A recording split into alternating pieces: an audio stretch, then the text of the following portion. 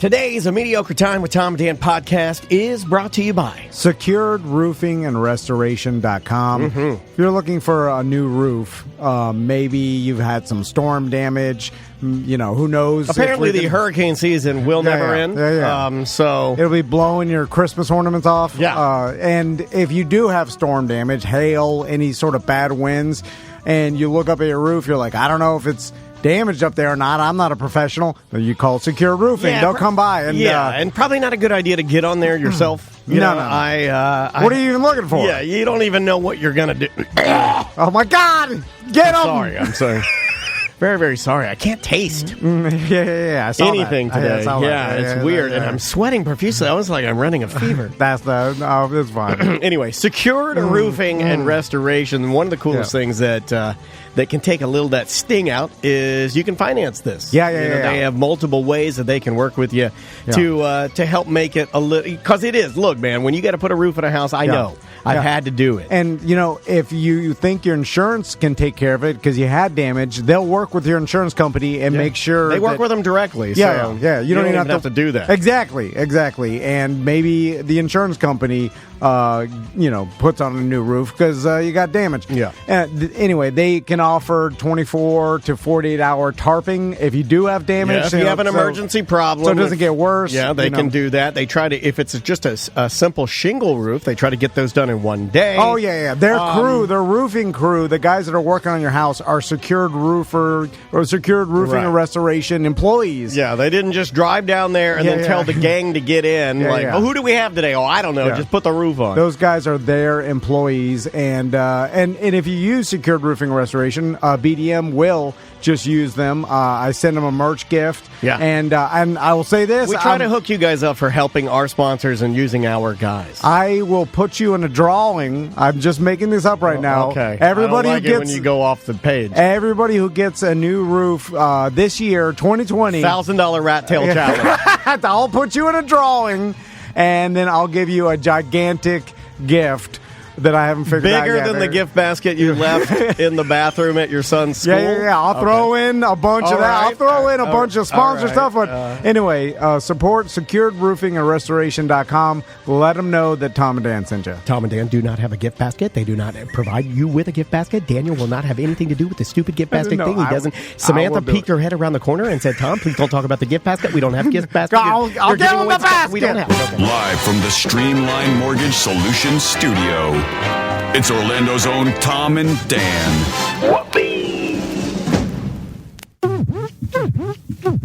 Hello. This is your Mediocre Time with Tom and Dan program. We hope that you will find our presentation precise, joke heavy, and just right. Thanks.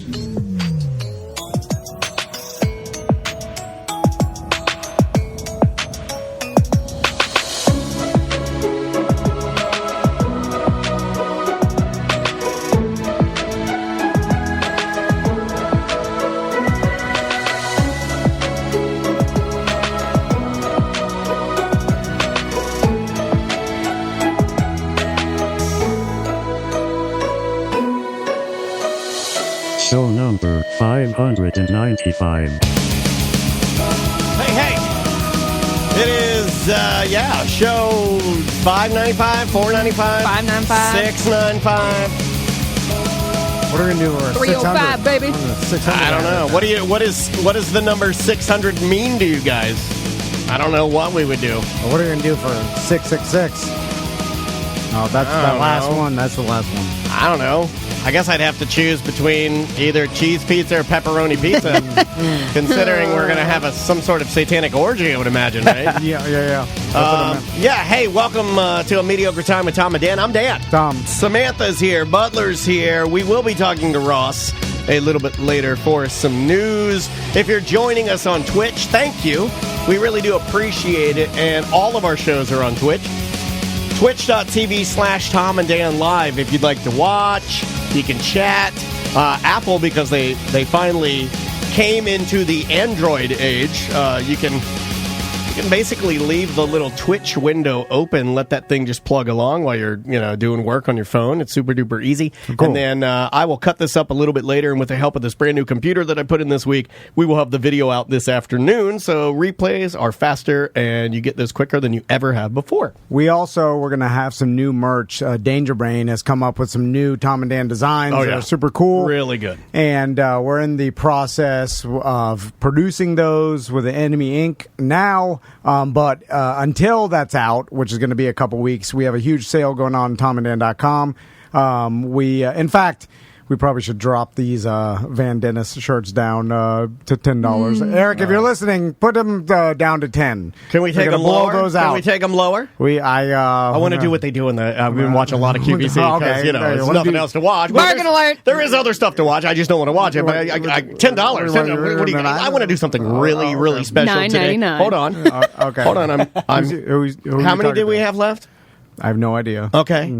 Now, would it be... Now, I don't know if this is possible. It might be possible. Can we drop them down to $6.69? Wow. $6.69? Would it be possible to drop them down to a $6.69, Tom? I don't know. Is that too low? Doing the math. Would you feel more comfortable? We're doing it! We're doing it! I was going to say $10.59. Oh, that would have been better. I guess. Yeah, that would have been better. More money and it makes more sense. Hold on a second. Hold on. I'm getting a message. Okay. I'm getting. You guys like the $6.69, and I know you did. But what if we raise the price to $10.59 and then add in some sort of fucked up sticker, some dumb bullshit that Eric can find, and we've scammed you into going to the higher price for just a fucking sticker? Yeah, we're doing it. Oh, there's that. Also, we got a bunch of other coffee mug, $8. I think I ripped my throat. T-shirts, $10, and masks for $10. Pop sockets, $5. If you're looking to load up for holidays, just go and we need to push a bunch of this garbage out before we're buying. That's a way to sell the sizzle. Dude, let's do it. Let's do the first ever Tom and Dan Push It Out sale. Oh God! Tom and Dan Van Dennis shirts, push it out. I'll make the commercial this afternoon, and I'll even use the real one. Get a spoon because these guys are dropping their prices so low, you'll want to eat cum. Doesn't it make your wife uncomfortable when you're that close filming on your iPhone? I've thought about that, but my wife doesn't even like it. My wife doesn't even like it if I go, if I'm just down there and I'm going to eat it. My wife doesn't even like it if I arrange it before I eat it. No, come on. Arrange it. Yeah, What? If I use my bookshelf. If I'm got my where do you put your hands? Wow, this went fast. No. What time is it? I'm 3 minutes in. 3 minutes where do you put your hands? I'm like Ricky Bobby. My hands just start floating up. I put my hands on the thighs, and then my wife, she'll put her leg on my leg, almost like that place in your car that you're supposed to rest your foot at the ready for the brake. Oh, okay. And she puts it right there so she can push down on it and get some leverage so she can push herself into me more. No, come on. What? Don't. Yeah, so that's an advanced move. Well, it's just so I can, Also, it probably has to do with size difference. We're not aware of how. Look at this guy. Standing doggy style. Who's ever done that? Standing doggy style. I imagine that. I can't do that. Oh, okay. I can't do doggy style. Oh, okay. Standing doggy style is just nose and butthole. I'm nosing her butthole. That is quite literally doggy style. Dogs like to sniff asses. No. This looks more like Woodstock from Snoopy. So I got a parenting question for you guys. Fire away. All right. Me and Butler are going to tell you what to do. So, okay. So, you know how Tommy's super polite and super good boy, right? We're going to fix that, huh? Well, not... Gotta change it. Gotta turn that kid around. God forbid he be a lovely little man. He's just naturally so... Yeah, respectful to people, he wants people... He's a people pleaser, and he's a rule follower, and does not like to get anywhere close to getting in trouble. The simple difference is if I go over there, Tommy will go, "Hi, Mr. Dan," like that. Max will just give me he'll just give me deuces. Max don't Max is Max is "I'm not getting up. I'll wave." So, but he's like the Baby Yoda character that that Mooney does on SNL. Okay, you know what I mean? That creeps me out. It's one of my favorite bits that they do right now. So anyway, in an effort, like me and Crystal talk about it, like, man, he is so nice and polite and good natured that like it's weird, like it's not normal. It's like it's too good. He's a child. I know, but I'm saying like he's I don't want him to get let the goddamn society. Yeah, you're just worried about they're going to eat him alive. You're worried about him getting hurt. Yeah. And so I'm like, and he never, since he never breaks the rules, he never gets in trouble. Oh, the shirts are up $6.69. There it is. Get at it. Buy them all. $6. We said 10. Yeah. Oh no, he didn't hear that part. He only heard the $6.69. He did the $6.69. God damn it! I fucked it up bad. I'm sorry. I owe you. It's a lot of $4 charges. We're already upside down, though. I know we are. Yep, there they are, right on the site. $6.69. Oh my God. That's less because it's too many colors. I think they cost $6. Oh, that's right, with the different colors. Oh, I fucked it up bad. That's my fault. I think it's Bella. It's a Bella It canvas. is a Bella canvas. I got drunk with my QVC powers, and I. So anyway, he's just too good. So then one day, Crystal thought of an idea to let him break the rules a little bit. Okay. To give him like the idea that it's okay sometimes to do, because he's so. He seems really fucked up. He's so law abiding. It does seem as if he is one way, and maybe you're. Trying to force him. Yeah, you're like overcorrecting. Maybe I don't know. You can't live in a society and follow every rule exactly, and then everybody else in society. I agree with you, but I don't. Well, that's your opinion. Maybe Tommy wants to do that. I agree with you, but get ahead of you. I don't know if 6 is the age to teach. Yeah, that. it's a little. I think that's an advanced, like learning that things are gray is an advanced. Because you're gonna push him too far, and the next thing you know, he's cussing out his teacher and saying "fuck you." I don't have to listen to you. No, he'll never do that. I mean, he's not even capable. Just of doing by that. giving him mixed signals this young, you might. You might be fucking him up. Remember when I read the ball in the neighbor's yard, and there was no one even lived there, and you wouldn't go in the backyard. I was like, and Max was right in front of me, and then I was like, Tommy, come on, we're gonna get the ball, and he's like, seems not right. He knows stand your ground rules. He's not going in someone's backyard in Florida. I was kind of one of those kids too. Old man. I'm glad I had that. I was one of those kids too. Like I would have been the kid on my BMX following, you and Butler. I'd be, probably third in line. I'm following you guys into the thing, and you guys are like, let's go into old Mr. McGreevy's pea patch or whatever the fuck it is. Mm-hmm. And I would be the last one, and I'd be like, guys, I don't like this, and I would be the last one in. And then as you guys are getting chased with a shotgun, I go home. Oh, you're the Stranger Things nerd that doesn't make it into the group because he takes off. I just don't feel like and then the goblin gets It's not that valuable of a lesson right now. I think it's more valuable for him to be who he is now, which is pretty great. How are you teaching him to break the rules? Yeah, I'm not. Listen. All this stems from the fact that I've realized that we're easing into the portion of parenthood that I'm the worst at, and I'll explain that. I was like really good from toddler to like 7.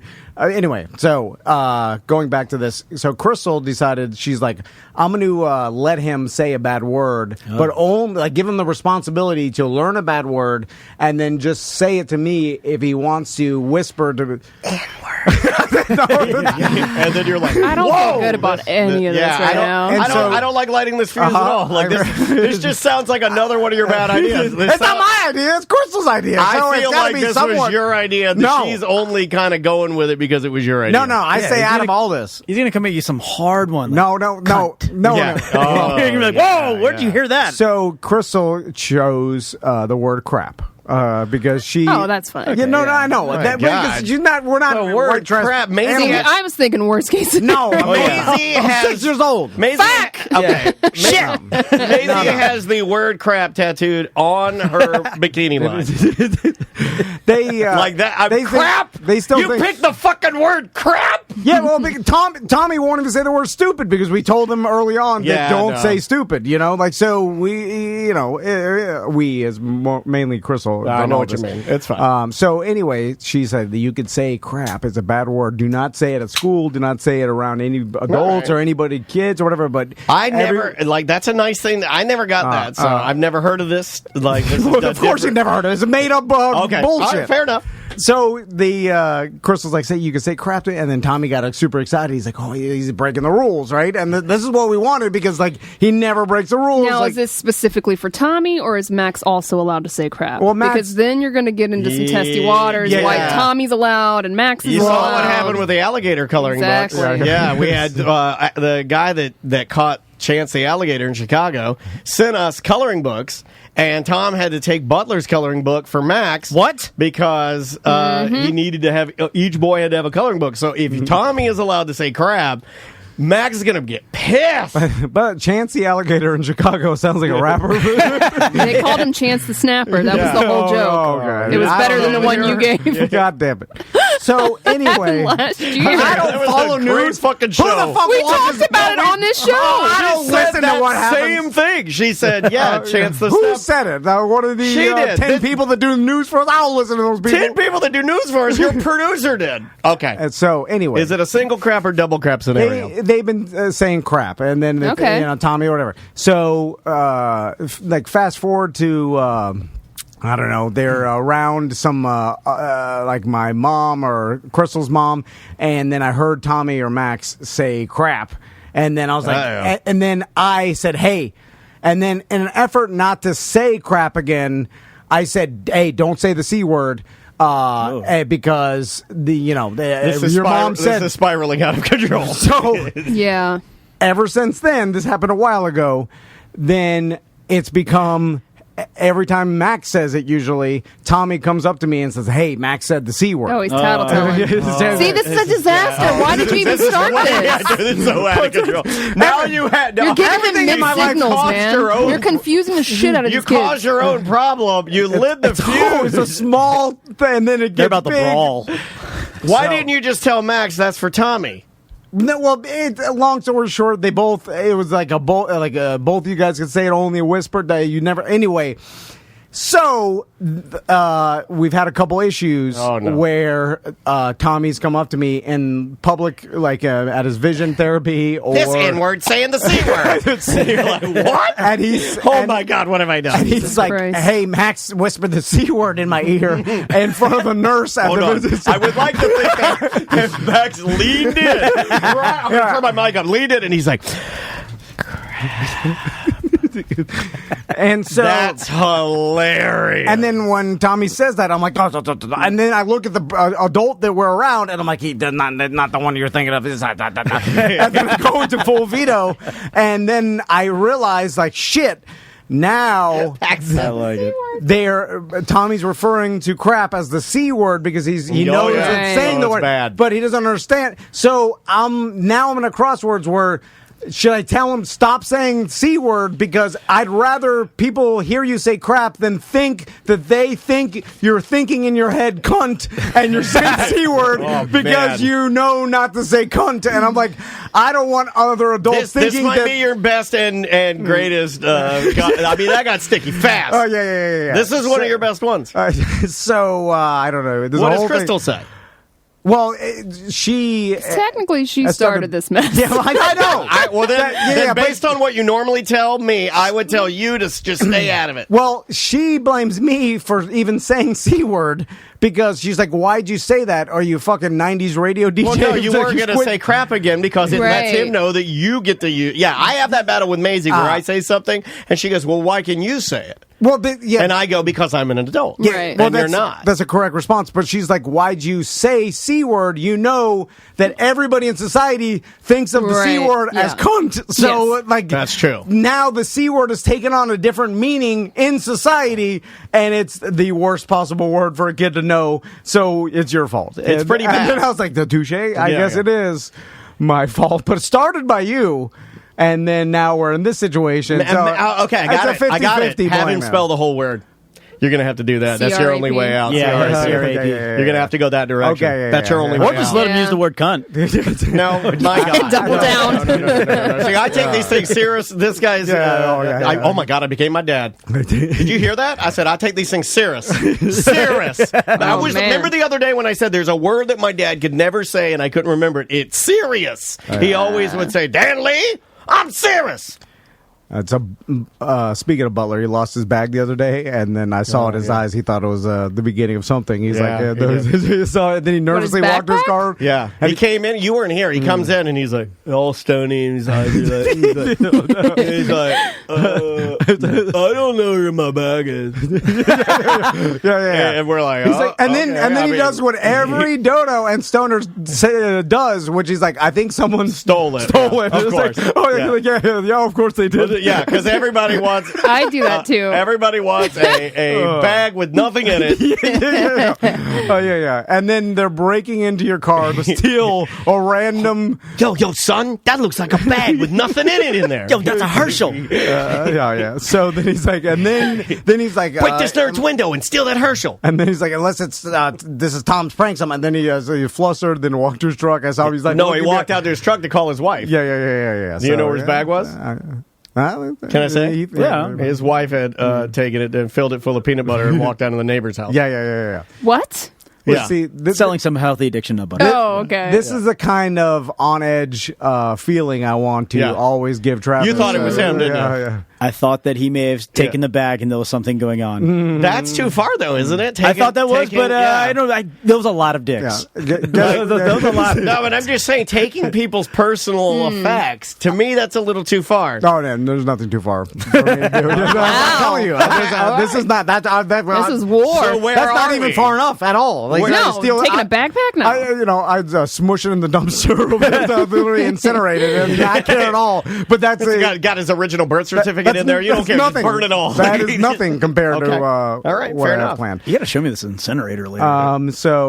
Anyway, I don't know. I think that's your only way out. I think spell it. Or just let them say crap. Who cares? I don't want to say stupid. It's like one of the things that I hate. Crap is not. Is that considered a bad word now? It was in my house for a little while. What about when you were kids? No, right? Yeah, when I was a kid. I think we'd say crud or something like that. My mom didn't. Really? 5 and 6. Yeah, my mom didn't want me saying crap, and my mom didn't want me saying suck. You gotta I remember, couldn't say that sucks. Samantha, really?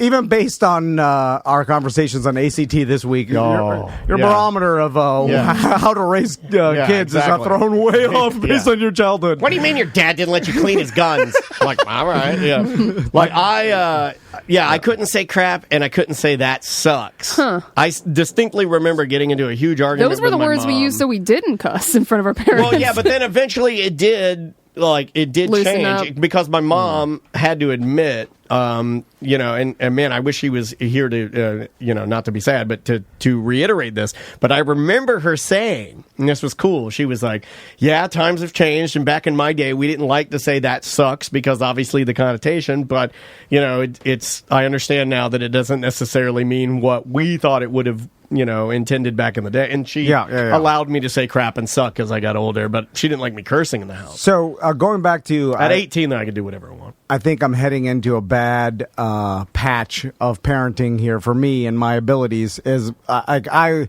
5 like to 7, you said this is where it starts to get a little... Why? I feel like from 2 to 7, that was my... He just thinks it's playtime. That's why. Now these kids actually have to learn life lessons. Tom's like, I don't know what the fuck to do. Yeah, exactly. Life lessons are coming from me. I know. I'm worried for him, too. Yeah, so from 2 to 7, I'm like Drew Brees with passing at this point. It's like, that's my sweet spot. And it's like, hey, go get that. Oh, look at that big dumb guy. Get him to chase us. And then I just shout, this guy will chase us all day. And so I'm good with the monster, chasing, wrestling, general, fun, throwing, jumping. Anyway, well, Maisie with me with words, like if I say shit, and I do a lot, like you guys will hear me. I'll be like shit, she'll go shit. What? Like that's her response, and I'll have to be like nothing. No, don't say that. Okay, they've repeated it a couple times. I have to pretend like it's not a big deal. But draw no attention to it. I'm worried that I'm not going to be able to teach them how to navigate society and their emotions, and then it might be tough for you. Well, dealings you would with be the last person I would vote. to tell your sons to deal with their emotions. Or like how to deal with another kid or kids or groups of people healthy and what do you mean like if they're getting clowned or whatever like are you talking about the beat them up or if they punch you punch them back conversation? Yeah, but I don't even think that goes I've already had that conversation with Maisie. I've told but the problem is she's like Dylan pushed me down and I was like, well, you punch Dylan. Yep. I told Tommy that. I think maybe I'm doing it wrong, but I'm just like, yeah, push him down. You're fine. Here's the thing.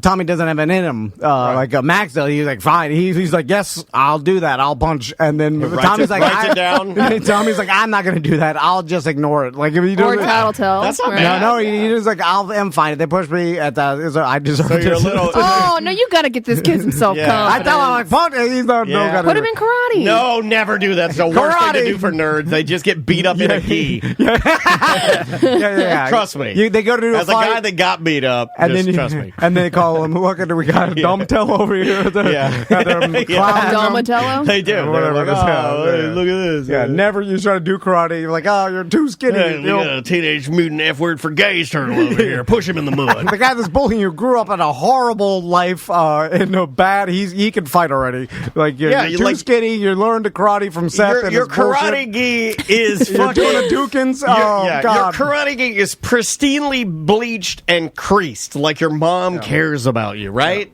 So you're not going to win the fight. You're just not. You're trying to chop him with your karate chops. And he's got a fucking butterfly knife. No, he's just punching you repeatedly because he's bigger and faster. Yeah, this guy's juking you like Mayweather. He knows how to box already. He also enjoys fighting. In prison. That's the thing, is that there are some kids that just enjoy punching other kids. Yeah. I'm sorry you're dealing with that, buddy. Nah, it's fine. Just get him a gun. That's what I see most kids do. They take guns to school and they just. He's not having problems with any sort of. He's too young for that. And he actually, he got a lot of friends, and of course. So he hasn't dealt with any sort of like bullying yet or anything. That's good. And you're projecting. Maybe he won't. I know. Maybe he'll be the popular kid. Yeah, he's pretty funny, and most of the kids that are funny like that, they find a way to talk their way out of things. Yeah, he's fine most of the time. So we haven't done mail on mail in a while. You want to do it? Yeah, let's do it. All right. We have not done mail on mail in a while. show@tomanddan.com if you would like to leave us an email, and 1-844-TOM, the letter NDAN, if you want to leave a voicemail that way, or use our app. It's Mail on Mail.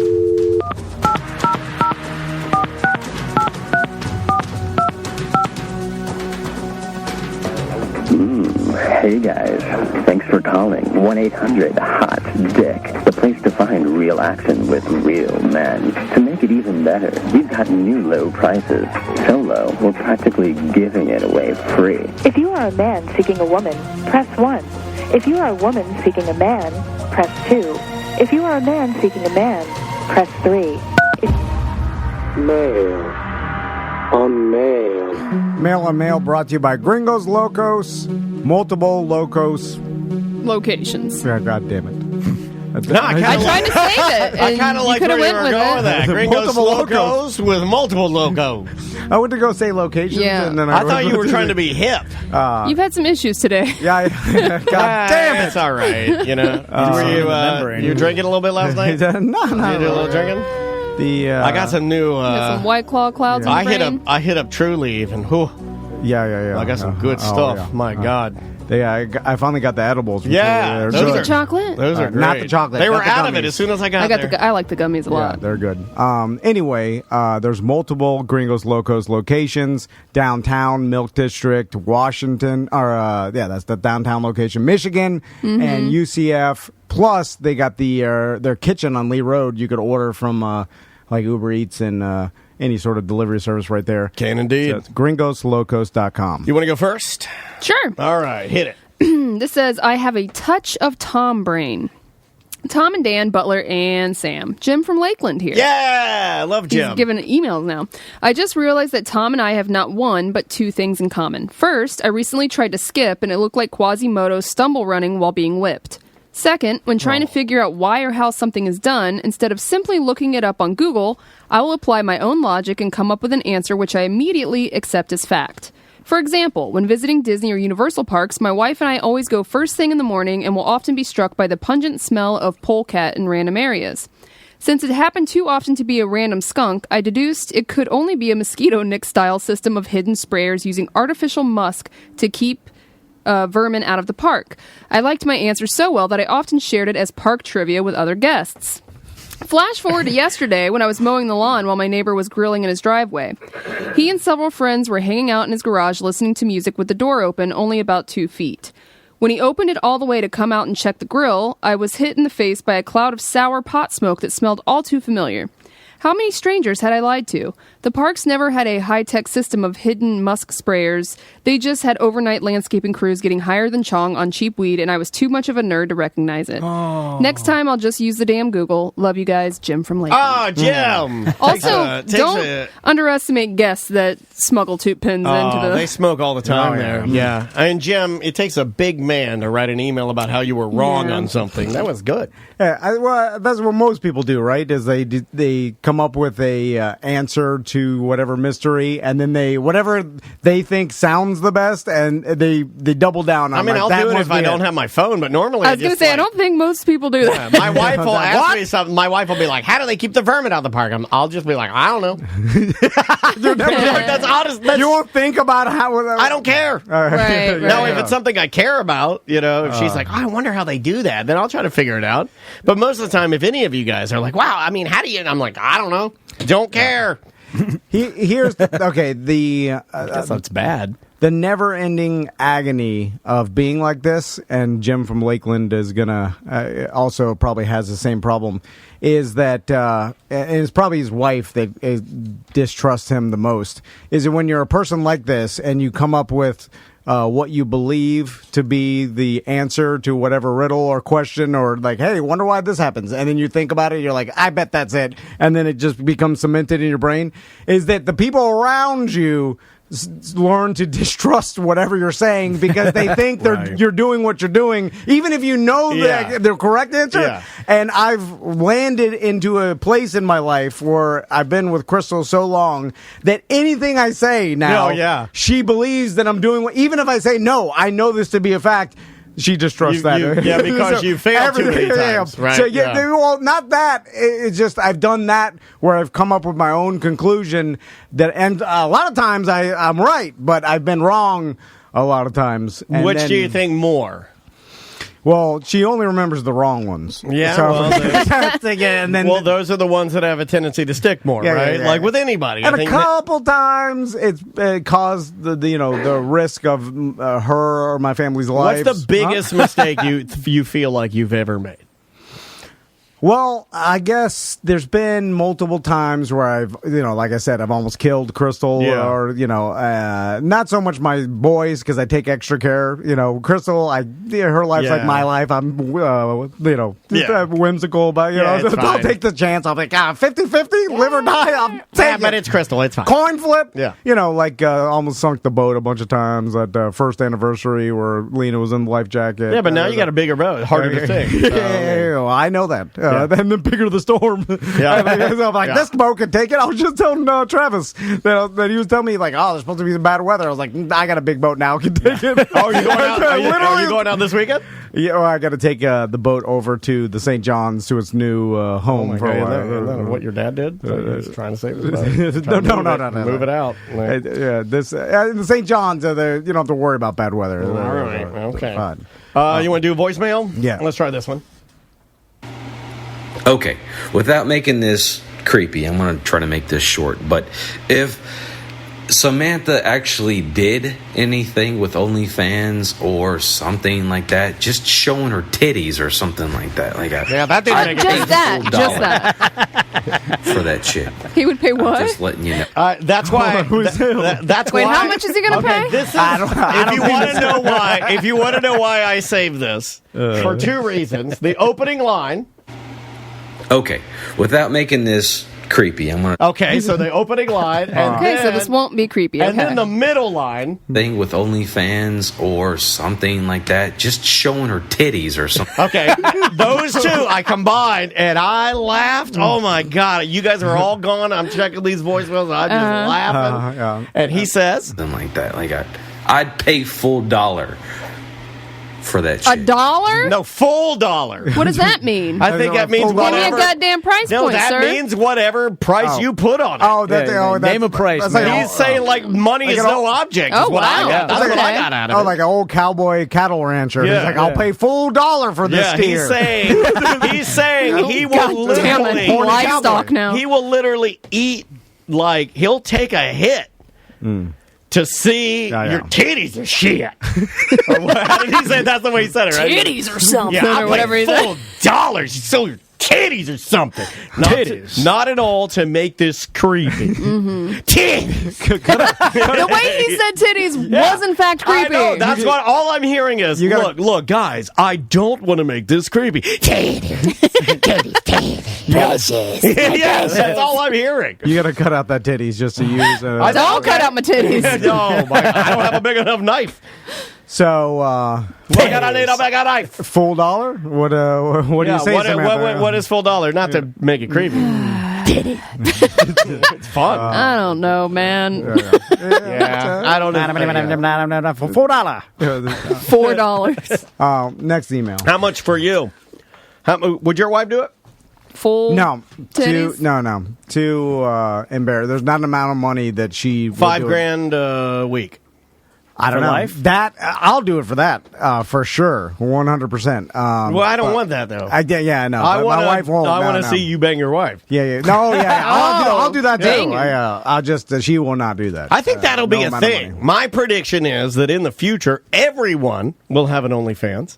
Everyone. Or everyone who likes money. And you can pay, you'll need that because we'll all use our own sexual lives as a passive income to survive because most jobs will be automated. Yeah, but it won't be that much money because it'll just be your friends and coworkers and family. Is like the whole currency system has changed. Like no money system. You're like, I want to see Bill fuck his wife. Like at work, you know what I'm saying? Like Bill's the guy that works at the cubicle next to you. We're like, I wonder what they're doing tonight. Yeah. Oh shit, he's taking a dump. Logged on at the wrong time. Next email. All right. Show stream idea. T&D crew, watching the stream and saw a few folks mention Among Us, a game between 8 to 10 people trying to accomplish tasks while 1 to 2 imposters run around screwing with them and killing them. I think it'd be a great opportunity for a multi-hour charity stream for Yellow Brick Road. It's a really easy game to learn and even someone like Tom could get the hang of it.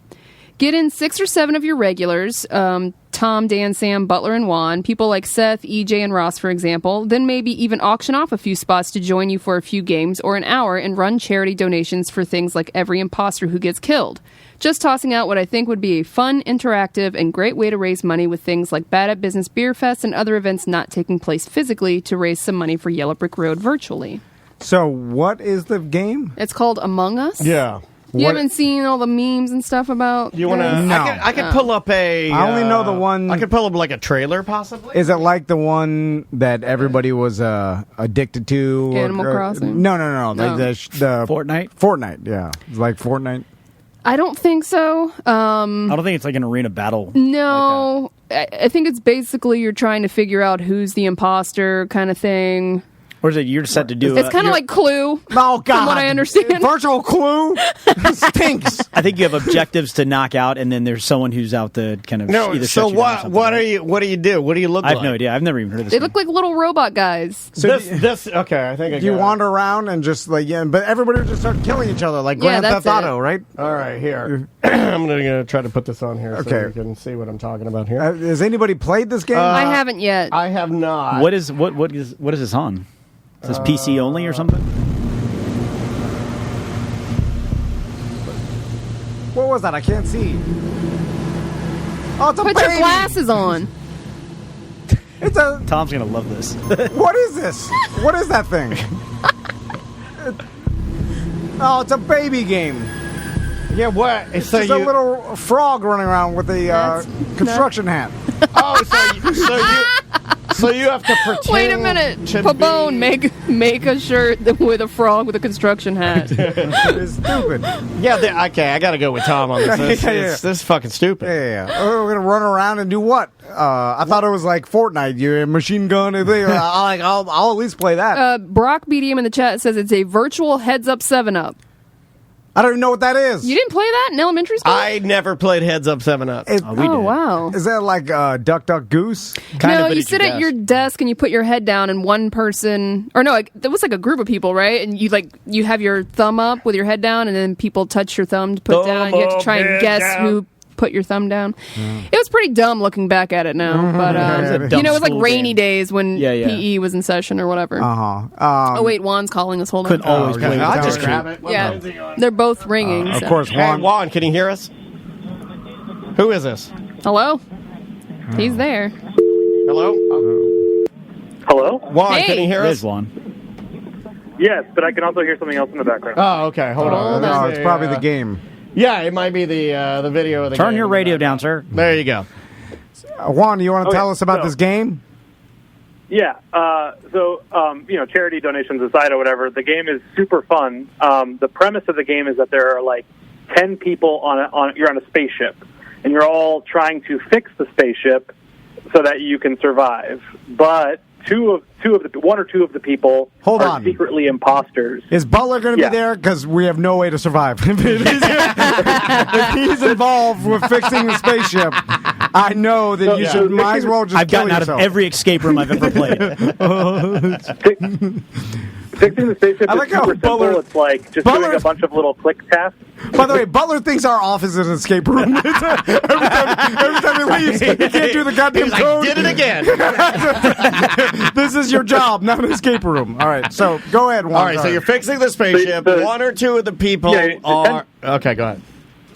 Yeah, two of the people are imposters, and they know who each other are, but nobody else knows who the imposters are.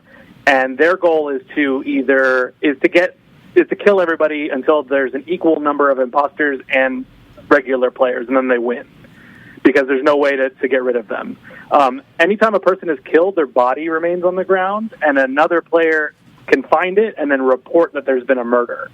And it takes you to the social stage of the game where everybody discusses what they were doing and provide like clues as to who could be the imposter. So it's Clue, and that's the entire premise of the game. It's a party social drink. It doesn't sound like a party. I can't discuss with another adult if you killed the frog with the top hat or Butler. They're like, did you kill the frog? I didn't kill him. Like, what were you doing? I was busy putting more mana in the energy cells. Oh, okay. So you have an alibi. Like, I'm an adult. I gotta get drunk. I honestly... The game is way better when you get drunk. Yeah, but if I had my choice, I'd like to get drunk in the dark and just listen and nothing. And I regret everything I've done. I like to get drunk in the dark, and then on a blank piece of computer paper, I sit there and I just write down the names of people that are dead and the names of people I'd like to be dead. What? Juan, I do 2 columns. Yeah. What system is this on? It's on mobile and PC, and then usually people will hop into a voice chat system like Discord to do the social part of the round, like the discussion part. You'll be in a voice chat, but then you're muted during the play. They're on Discord. Wait a minute, I've been on Discord. Yeah, that guy. That's where you post pictures of your dick. Who killed this frog? Look at the dead body. Oh God, it's a picture of a tiny irritated dick. Jesus. All right, one of you guys is the murderer, so send me a picture of your red unwashed cock. In a living room. But hey, before we discuss who's the murderer, guys, my wife's going to get in the pool. I'm going to piss in her mouth. And I'm a video. I'm going to put it up here for you guys. That was the best video in the Discord. It wasn't. Was it? Yeah. I mean, I don't know, man. It was right next to the barbecue grill. I don't want your pee-pee on my sabrets. Spit on my cinnamon bun. Gotta steam them up. Those are some titties. Is that an ashtray on their coffee table in the background? Still smoking house, huh? I hung up on it. Oh, God. Yeah, we can play it. We need to get back. Play the game? I don't want to play the game. I do. I actually do want to play it. On Wednesdays, we need to get back to playing some games on Twitch. All right. I'm just saying. Because you guys don't want to play some games? I hate games. I'm trying to do it for you guys. I don't want to do it. I don't want to do it You with finally converted me. Now on Wednesdays, I want to shut this down early. Lights the hell off. outta here. I want to get my piece of paper. I'll write the people I are dead and people I want dead. Well, now I want to do it because you guys don't want to do it. Because I want to make you miserable. Well, I'll put you on the I want you dead list now. All right. That's how it works. We'll take it. All right. Next voicemail. Okay. Hold on. I moved everything around. And in doing so, I'm more organized, but I don't know where anything is, if that makes sense. It's all on the desktop, but it's not where it was on the old computer. Here we go. Let's go with... let's get this one. Hey, what's up, guys? BDM Ben. I was just listening to the last BDM show, and Sam was talking about when she, gets her prescription done or whatever, that they never dilate her eyes. I fucking hate going to the doctor, the eye doctor, because I got my eyeball split open when I was a kid, and so every time I go there, they have to dilate my eyes, for a super long time, and all they do is just fucking look in my eye and ask me the same exact fucking questions about, can I see? Does it work? Is it blurry? Like, it's not all in my goddamn fucking chart. All right, love the show, guys. Bye. Well, stop going there. It's your you fault. got to get a new eye doctor, sir. Well, I mean, they're just going through the motions. Why are you mad at them? They're trying to help you, for Christ's sake. Yeah, but if you know everything's fine, just don't go. You know what I'm saying? Like, whatever. Yeah, like, don't go until there's a problem. Well, if you split your eye and then you're tired of them dilating it, looking at it, just whatever. Just skip like 4 years. Then if it starts getting blurry, then you go in. Then they're like, oh shit, you waited too long. Yeah, right. You want to? Here, let's see if I can open this one. This is my favorite voicemail of all time. Hey Daniel, I'm sorry to say this to you, but you look like a big old fat poopo toad. After I was looking at the last Friday Free Show 592, I know that your daughter likes your new face, but that's really grotesque with that big old goozle. Jesus. And it's very insalubrious, so I want you to push as hard on your colon as you can so as to push out your facial hair so that you can get a normal beard again. Okay, thanks. Bye-bye.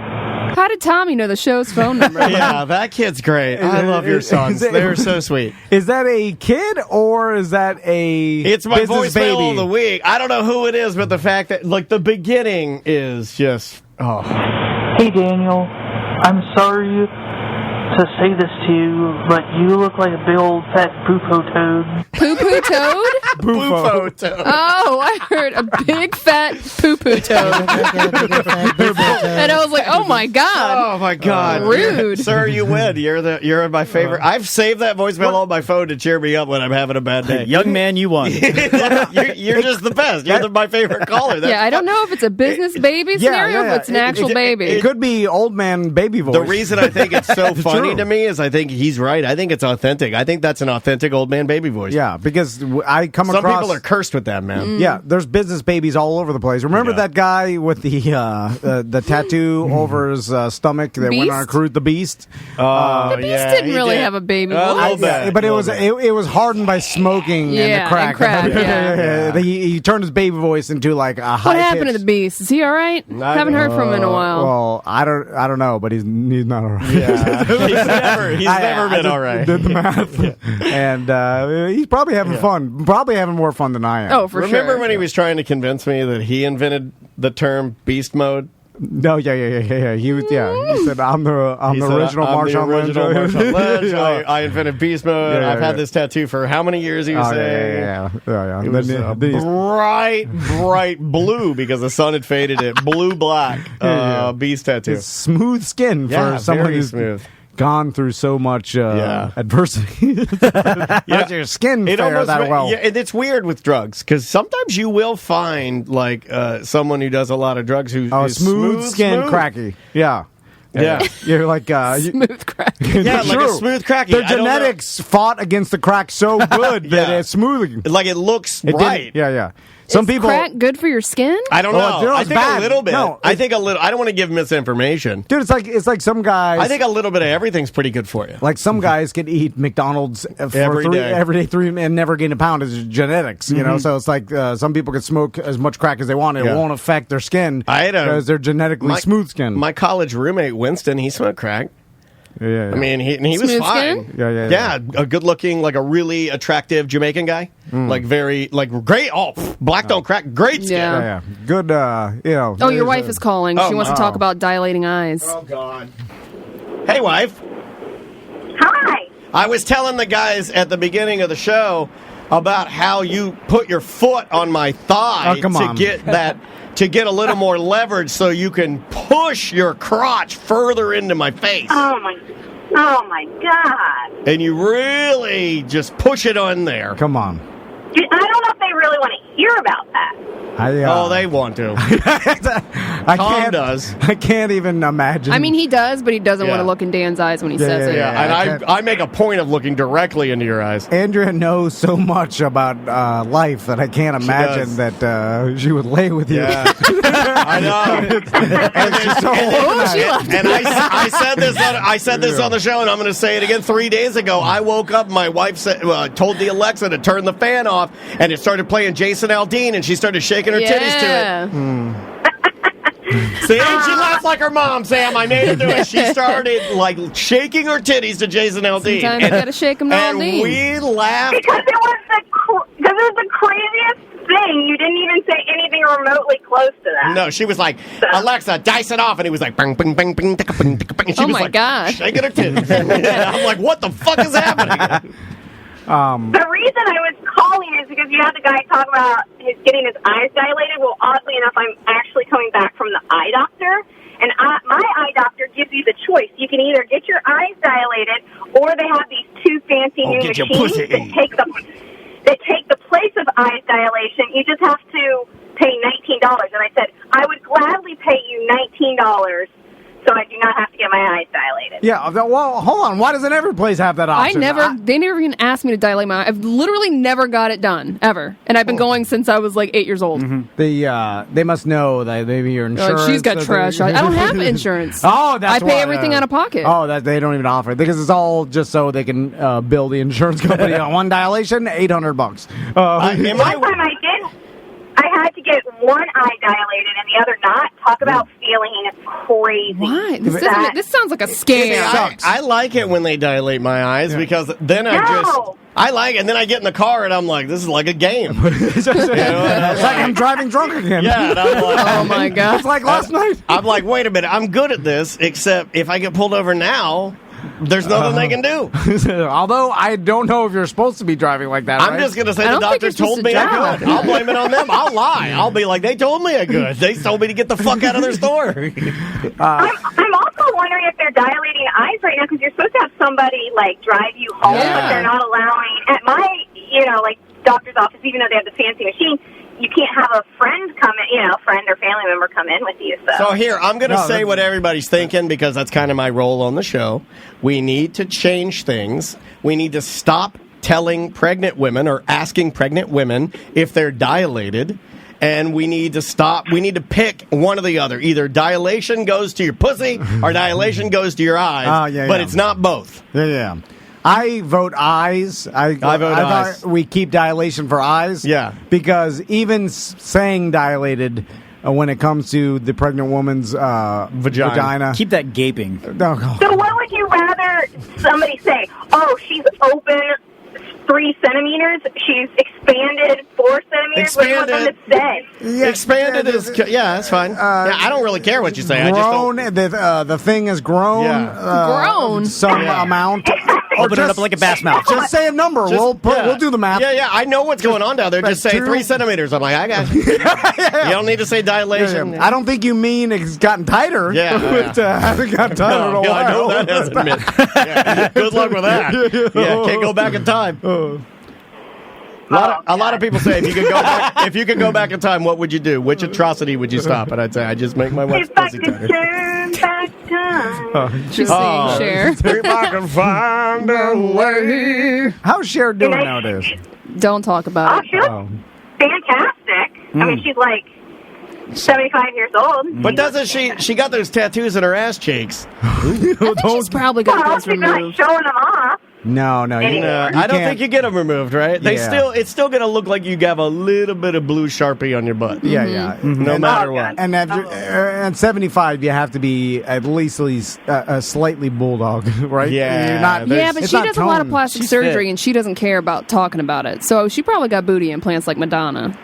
Oh, yeah. Yeah, that's true. Madonna looks gross. She didn't used to look gross, but Madonna's butt She went too far. crazy. Yeah. Well, how do butt implants hold up on an old lady? Like, I don't know. It depends on which model you get. You cannot lift every piece of skin you have, right? No, it's a maintenance thing. I think every 10 years you'd have to get it retucked and Booty pulled injections. up. Yeah. You'd have to get babe, pulled back up. You gotta. Would you ever get plastic surgery when you get older? Nah. You can get. I'm good just the way I am, right? I mean, yeah, I think so. Mm-hmm. But I mean, as you get older, there's not anything you'd want to change.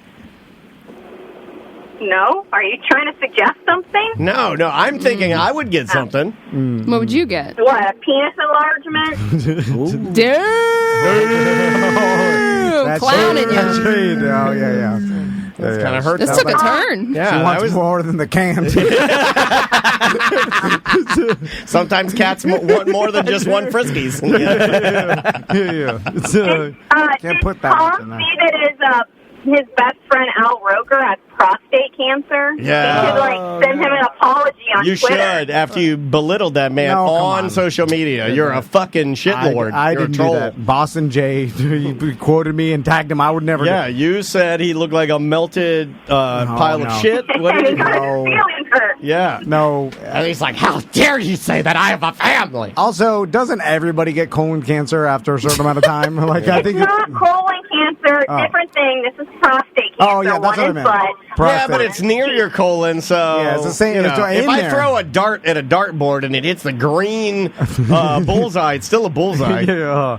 Also, I think it's prostate cancer. We're all gonna get it eventually. I think I got it now. Yeah. We use it too much and we abuse it. Yeah. So we use it and abuse it. Yeah. Hey, what's for dinner tonight? I love you. We got to get out of here. Okay. I don't know. I'll figure it out. What are we doing? Love you, bye. Okay, love you. She's out. She's a busy woman. Yeah, no, She doesn't have time for your shenanigans. Do we go to break now? Yeah, we do need to go to break. Okay. Let's take a little bit of Do you want to do the break. shot on the way out? Yeah, let's do it. Get it ready to go. Here you go, Butler. I will give you your echo now. Friday shot time, guys. Yeah, let's do it. All right. I know it's too early to say it. I know I could fuck this up. I know some people will talk shit, but I just put my Christmas tree up. Cheers, motherfuckers. Rock and roll 90210. This is too Woo! after Thanksgiving. I'm doing it Sunday. No, God. Fuck it. I'm doing it tomorrow. 2020, no rules. We're doing it. Yeah. Just enjoy it while you can, You man. know? Thanksgiving, you got to put out the broom, cinnamon broom. I hate and those things. Scarecrow. I have always hated cinnamon brooms. And then there's our turkey, and then the I'll still pilgrim. have a turkey. We're a British household. You don't have Thanksgiving over there. All right, here we go. The name of the band, you know them. We're very lucky that we work with a publishing company that will allow us to play a band this renowned. This is a new single that was just released, I believe, beginning of this week from Bad Religion. This song's kind of about athletes and how they are heroes and can take a stand for what they feel is correct. So enjoy this. We'll be back with more on Mediocre Time with Tom and Dan momentarily. 1-844-TOMNDAN. Secular morality shouldn't be an insurrection to us all. And the counterfeit political currency shouldn't stand as a patriotic cause.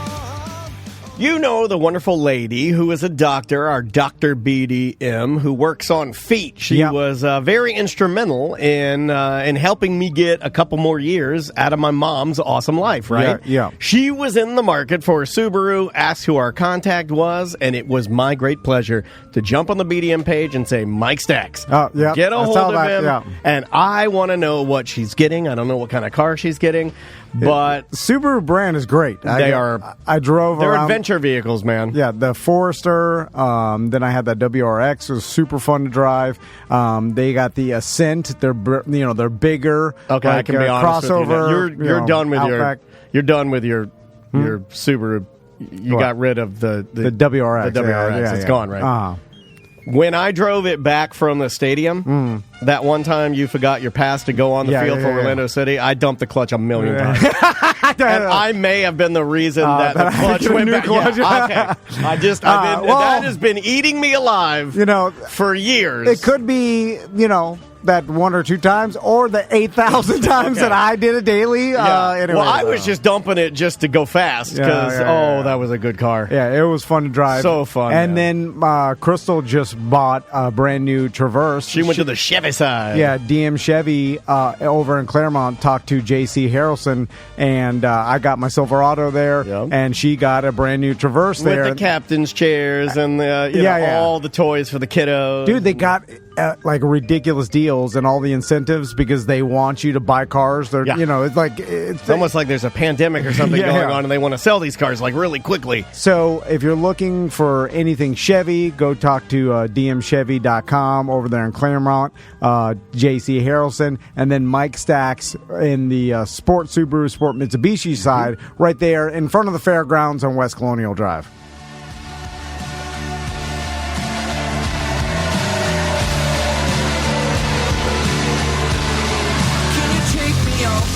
Brand new music from the Elwins. Welcome back to A Mediocre Time with Tom and Dan. I'm Dan. Tom. Samantha's here. Butler's here. Let me turn that on for you there, Butler. Is there anything we need to plug before we can continue, my good friend? We can plug, we talked about the merch. Let's plug hookups.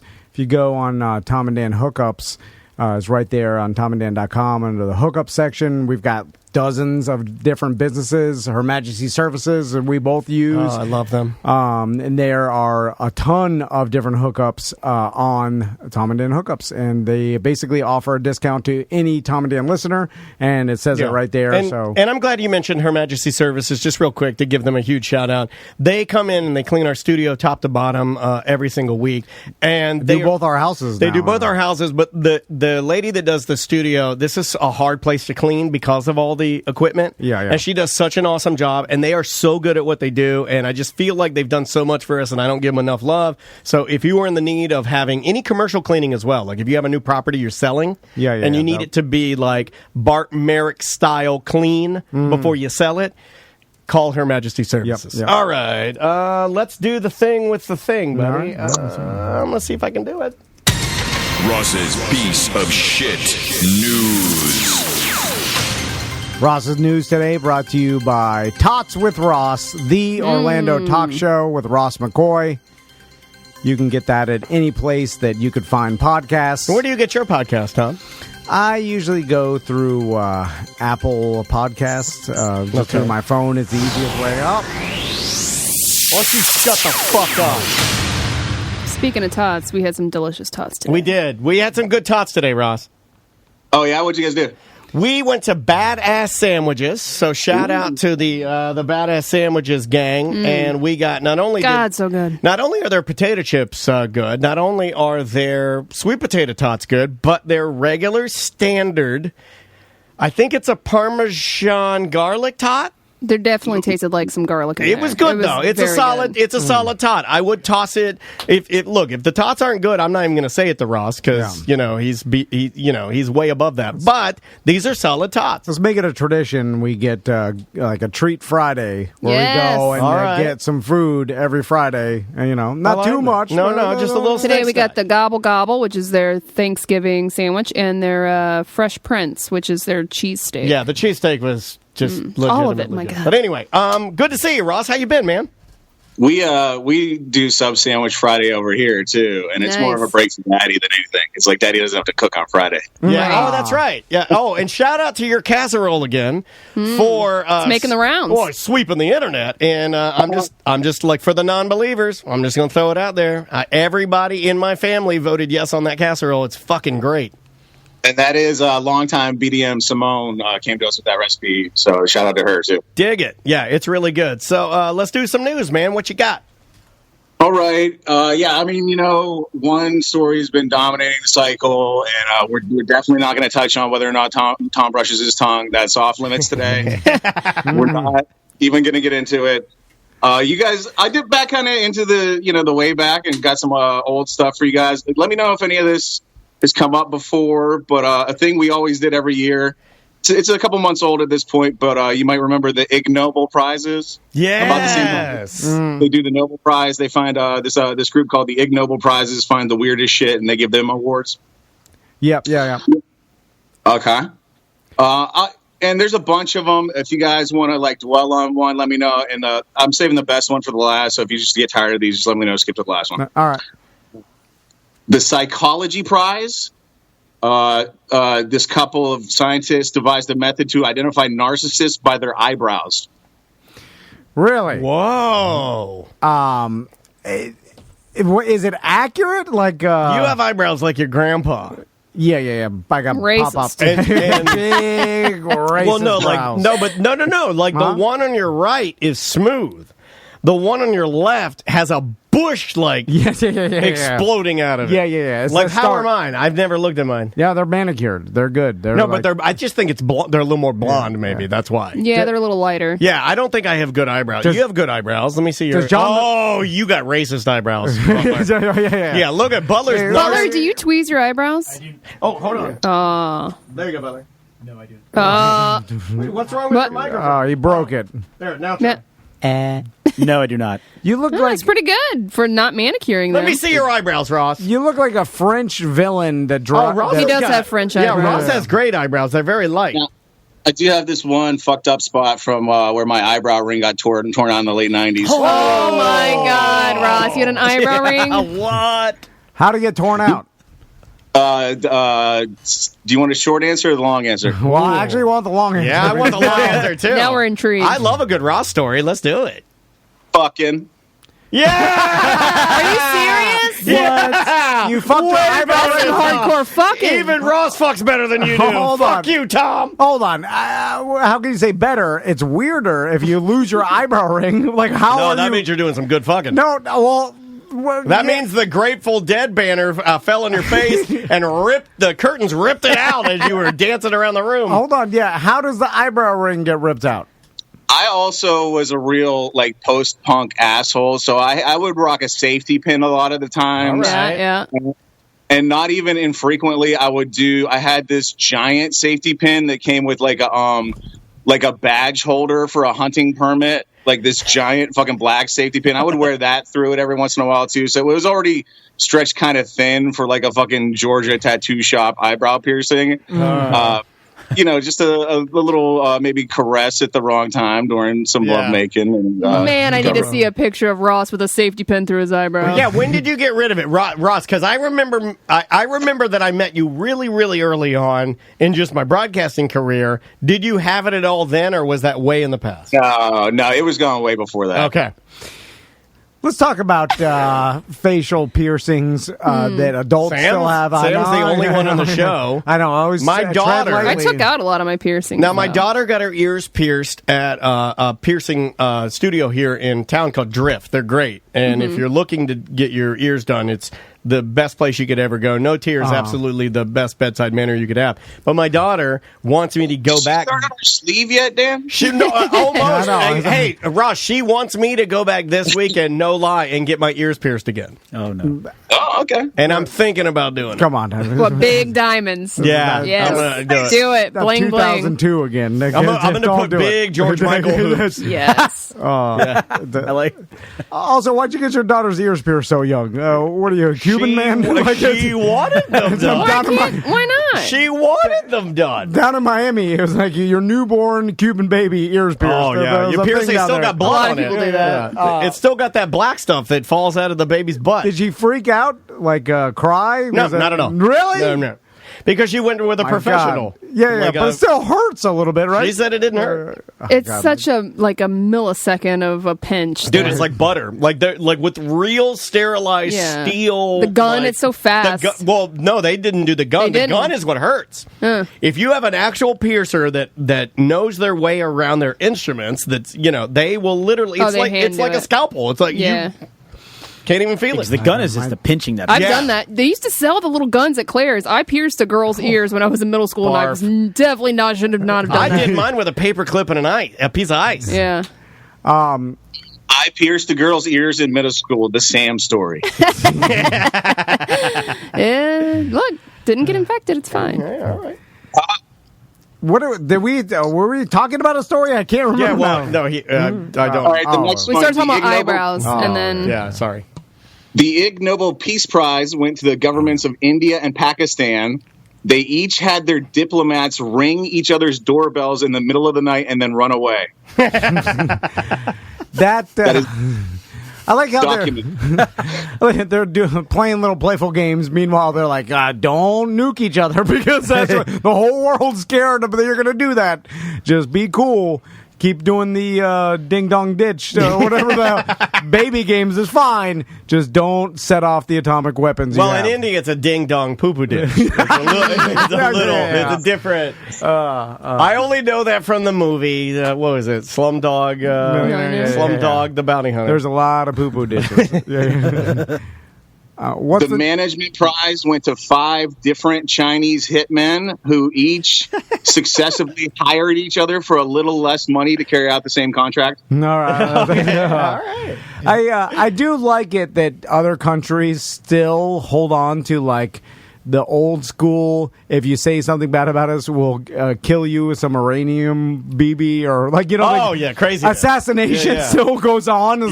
It's like this diplomat is recovering from some sort of radiation poison because the government tried to have him killed. You're like, oh my god, 2020. You're talking like tried and true espionage with like packages and strange things being dropped off and killing people. But it's not even like they're very James Bond. Everybody knows that they did it. It's not even like some bizarro conspiracy theory or whatever. It's like, the Russian government tried to have this journalist killed. Hey, it's like Austin Powers. This is related, unrelated. Did you guys hear that? Is Vladimir Putin? Is he sick? He's got Parkinson's. He does have Parkinson's. Yeah, really? Yeah, that's what I'd heard. He has Parkinson's disease. Huh.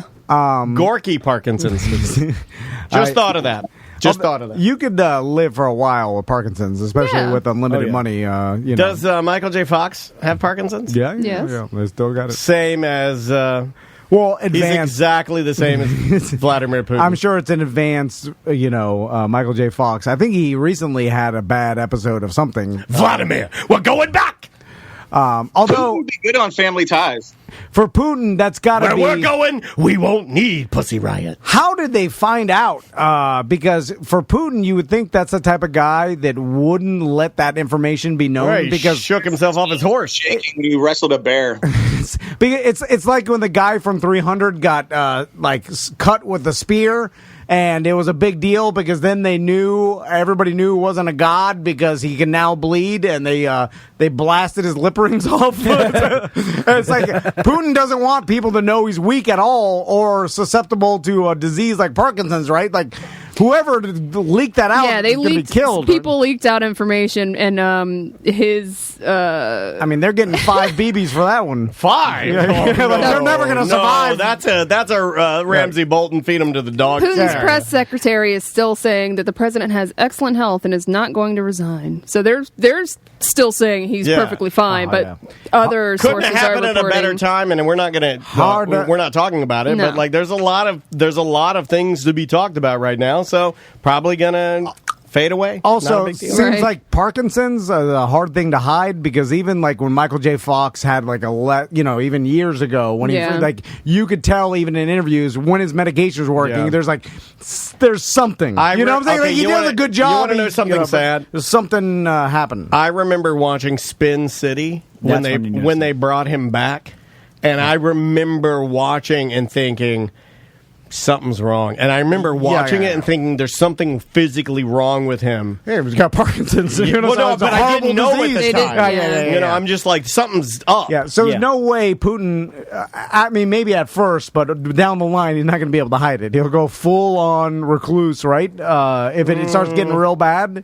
Although, man... Yeah, you got to go Johnny Carson style. You have the budget of the entire country to try to bring in any doctor... you'll have but the best doctor there for Parkinson's is gay. No, I'm serious. That's what would happen, right? And then you're such a bad person, and you hate people being authentic so much that you'll just die, and that's okay with me. I'm completely okay with that. Although he seems like he cares about his own life more than any sort of values or any bullshit. Oh, of course, yeah. I think he's a bit narcissistic and terrible. What do we got next, Ross? The last prize, and then this story we're done with, the Materials Science Prize this year, joint effort from the U.S. and the UK. This paper was entitled Experimental Replication Shows Knives Manufactured from Frozen Human Feces Do Not Work. These guys made a shit knife and then tried to stab a dummy with it and couldn't. I mean, something, right? Like, if it's frozen and you make it into a point. Well, the whole idea would be, if you had a frozen shit knife, the idea would be to keep you'd have to keep the warmth of your hand off of it, because that's what it's like when you're making hamburger patties. The warmth from your hands will melt the fat in the burger. I'm using tried and true cooking techniques.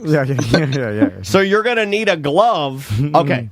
You need poop knife glove. You need one of those cloth gloves that people use, where you can take hot things out of the oven. Oh, like an oven mitt. And you soak it in water, freeze it, and then you freeze it. Okay, You put an ice glove for the poop knife. But you have to put your hand in it and then take it out gently in the freezer to keep the shape, or you're never going to be able to get your hand back in it. Okay. I'm really thinking this out.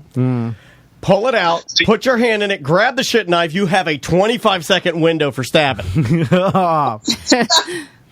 Now, if you're making a shit knife... Did I say minute? I meant seconds. You have 25 seconds to kill the person with the shit knife. Are you carving the frozen poo-poo into a cutlery style, like a chef-style knife, or are you just making the end like a spear for stabbing? It's a shit shank. Yeah. That's a good question. Ross, was it a knife or was it a shank?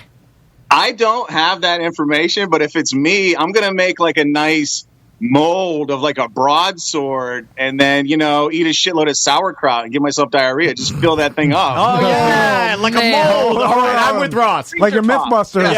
I like Ross has got a mold and then he's got his ass over the mold and he's just gently spraying it in the areas. Yeah. Funnel, man. There's a funnel. I'm not a fucking savage. Yeah, no, the mold has to be together and then you're pooping into the thing, the funnel. And then you freeze it. And then you break it freeze your glove. Then you got to go put your glove on, run to the thing, take the thing, get your broadsword fast. Quit, stab him. All right. I broke my poop sword. What else have we got, Ross? I mean, since we're talking about culinary stuff, let's keep going with culinary stuff. Yellowstone National Park. All right. Park ranger gets a report of some suspicious activity. Guy comes in and says, "I saw some hikers heading up towards Shoshone Geyser Basin, and they looked weird, sir. You need to go investigate." Park ranger rolls out. He rolls up on 3 guys. He finds them with 2 whole chickens in a burlap sack inside a hot spring and a cooking pot nearby. Oh. All right. So were these frat boys trying to do some jackass Instagram? Because now the new thing is you could make a living being influencer doing jackass stuff. Oh, I got caught by one of these. I got caught by one of these this week. The Country Wayne one, and it's probably old, where he's standing at a gender reveal, and so it's and then it's like a lady, and then what appears to be her husband, and then his friend who's a black guy. It's Country Wayne, and they're lighting smoke or a Roman candle or is it blue or pink? Yeah, is it blue or pink? And he's the only black guy there, and then it just starts billowing black smoke. Oh yeah. So look at that. And I'm like, I thought it was the funniest thing ever. Then you share it. Yeah, I didn't share it. I never share it because I want to keep the fact that I think those things are funny to myself. So Ross, did they say what the guys' plans were? It's funny that you asked that. They did ask them, and one of the defendants is on record as saying, quote, "make dinner." Okay, yeah. These are, it's got to be some sort of social media, No. Negative.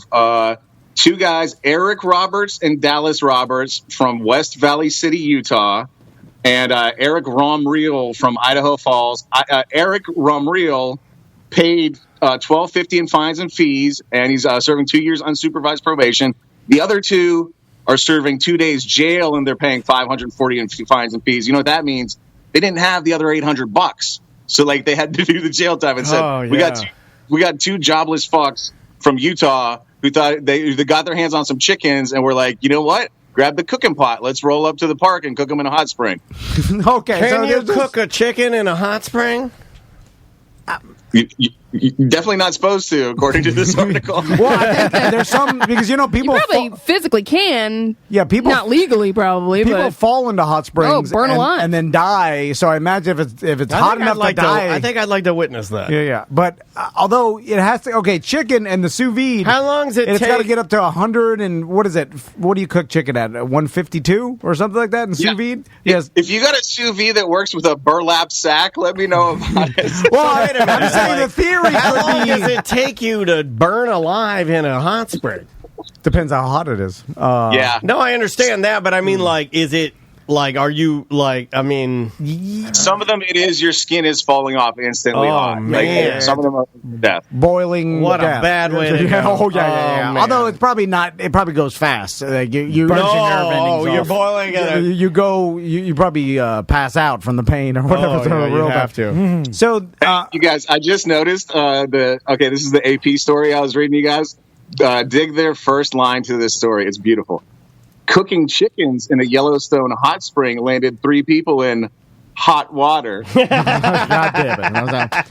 It's so... Why would they do that? So these guys... Why would they do that? So they've either done it before, because it's not like having access to some sort of hot water is that absurd. You know, it's pretty available everywhere, right? It's not like some sort of mystical thing that you have to break into the... local state park and do it in a hot spring. You can do it over your trailer's stove. But do they have that? Yeah, not if you're living in your pickup. Let me list you the things they found these gentlemen with. 2 chickens, a cooking pot, a burlap sack, end of list. Yeah, it's not a lot. So there's a homeless, like, it sounds like a 90s radio show. No, like a lot of, a lot of times on... This stinks of 90s radio. Well, before it got canceled, when you would watch Live PD, a good portion of that show was just cops going around and stomping out guys who had built little, and this is a sad part, stomping out little homeless camps, and then if they had like little fires, they'd say they were always cool. They'd have to be. They're on TV, right? And I just started Witcher 3. That's a fun part of Witcher 3 too. Yeah, exactly. And then you gotta they gotta go like, hey guys, this is like you're about 30 feet from a school. You can't be cooking chicken here in the woods. If I was a cop, I'd pull my billy club out and just start smashing their tent, and then I'd spray my mace in their fire to put it out. I'd be shooting my taser. Why would you do that? Everything, pots. I put your fire out with my taser. I like their bag of knickknacks. I just tiny stomp those. Would you do that where you're like, what do we have here? This must be a figurine from Ireland that your mother gave you. What I just stomp it. Yeah. Like pissing on the fire. Like, they'd be screaming. Why would you do that? That's what they do, right? All right, next Ross, you were right to leave this. Yeah, this guy's a fucking animal. No, okay, what is the fireman thing? You blow the shit out. This guy's a fucking animal. Now you find the pumpkin, you're whacking it. Well, only if he's not there. Okay. Yeah, if I go to a bum's house and he's not there, I'll shit on everything. But if I go there and the bum's there, I'm not gonna unless I think I can take him. All right. What do we got next, Ross? Is he a bum if you can go to his house? Right. Well, it's like he calls it a house, but he's obviously got mental problems. This sounds like some prime, maybe EJ got to it, let me know. But I know you're a big fan of knowing what the top video on YouTube is, Tom. Did you hear it recently switched over? No, I did not hear the from story. the origin of dance or whatever it was. Yeah, I guess that's what it was. I don't know if it was still that when this one took over, but that was previously at one time. Taking over on November 3rd, according to this story, took the record for the most viewed music video and the most viewed video on YouTube overall. Jesus fucking Christ. Over 7 billion views since it was posted on June 17th, 2016. Okay, and it took the record from Despacito. Wow. Okay, so can we get? I mean, is it something we know at all? I'm gonna say yes. Okay, so let's try to figure this out. Well, we got that Harry Styles video that the kids like. It seems like that can't be more than Despacito. It seems like it's a music video, but it's got. Wait. You said June, right? June 2016. 2016. All I know, it's got to be something that the Chinese and Indians like because they got the most people and it's easy to rack up views. I'm trying to think of 4 years ago what was popular in the summer. 22 million likes. It has 10 million dislikes. It is the most liked and disliked video on YouTube. All right. It's not Gangnam Style. Was that 2016? What the fuck was that? No way. We can all ask one question. Is it an American artist? Ross? I think so, yeah. Oh, God. Yeah, it has to be. It has to be. That's my question. All right. American artist. American artist. 7 billion views. It is it as big as a bread box? God damn it. Just tell us, Ross. Yeah, you can't play the goddamn game. You got to fuck it up. Daniel fucked it up. You shit on it. I try to play one game. That's why I don't like fun. Because I know me and Ross are playing along. You're the one. You're the bad one. What do we got? You don't have a single guess, Tom? I also don't know current music. That's true. And it makes me look. Say Dua Lipa. What if I told you way off track? It's nothing. It's nothing current music. Let me put it this way: it's nobody that would be the musical act on Saturday Night Live. Is it Journey? No. Do you Journey could do Saturday Night Live, man? Yeah, I guess they could with that new. They have that Asian guy that sings for Steve Perry now, and he's really good. It's nothing. We do have guesses in the chat. I think this is a good option. Maybe Baby Shark. They fucking Googled it, of course. Oh, sorry. God. They probably did. Sam goes, we have guesses in the chat room. We do. A couple people said that, so I was like, that's a good idea. Could possibly be. Look, you guys were just yelling at him to just fucking tell us. At least I got the chat room involved. I quit. Fuck this show. Is it Baby Shark? There's no way. That's right. I'm going to go show my tits on OnlyFans. Daniel's a hero. Daniel's a hero. I got full dollar. Hey, Sam's doing an OnlyFans, Ross. I'll give you a code. What the fuck? Undercut me? You're going to undercut me? I'm going to underboob you. So, Baby Shark. I'm a side boob guy. I'll write that down for my lawyer. It's free on XNXX. I'm not paying for it anyway, Sam. Now, Ross, what version? Is it the original? Because there's 10 million versions of Baby Shark. So I got infectious children's song, quote, Baby Shark Dance, end quote. 7 billion, dude. I'm on it. Because people would just put it on repeat, right? What's bizarre about this is the fact that that was 4 years ago? That does not seem like it's that long ago. It's had to have been popular in China and India for it to get that many views, right? Like 7 billion. I mean, there's only a possibility of what, like 300 million? I just think this translates in any language. No, like, is it just multiple? I think you're thinking global, and I think you need to think multiple. I think you're clicks. Okay. Yeah, you need to think more Europe, North America, South America, because I don't necessarily believe that this is going to be as wildly popular in Africa. I don't think it would in the Middle East. I don't think it would, or Asia. I don't think it would, but don't underestimate the mom that's been playing this on repeat, and she has multiple kids for the last 4 years. Yeah. And then, I mean, you only need a small percentage of the Chinese and Indian population to even click on it a little bit, and then you jump up by a billion, Right. So this is... You can't just let it... It's kids. Kids are watching... They're watching it 1 million times a piece to 7 billion views. So it's all kids. It never had the staying power in my house, and I kind of wish it did, because I like the song. My sons, they were over it pretty fast. Yeah, so was May. They played it a couple times, although they played that goddamn Witch Doctor song after their camping trip last year. Yeah. Oh, they played that until I finally said, that's it. No more. You put your foot down on that one? Yeah, my daddy can't take it. Yeah. No more of this shit. That was my fault, because Maisie likes the Witch Doctor because she found out that Alvin and the Chipmunks did a version of the Witch Doctor. So, Ross, you didn't have to go through any of the real dumb kid songs that were viral, right? Because your kids just age out of that, right? Yeah.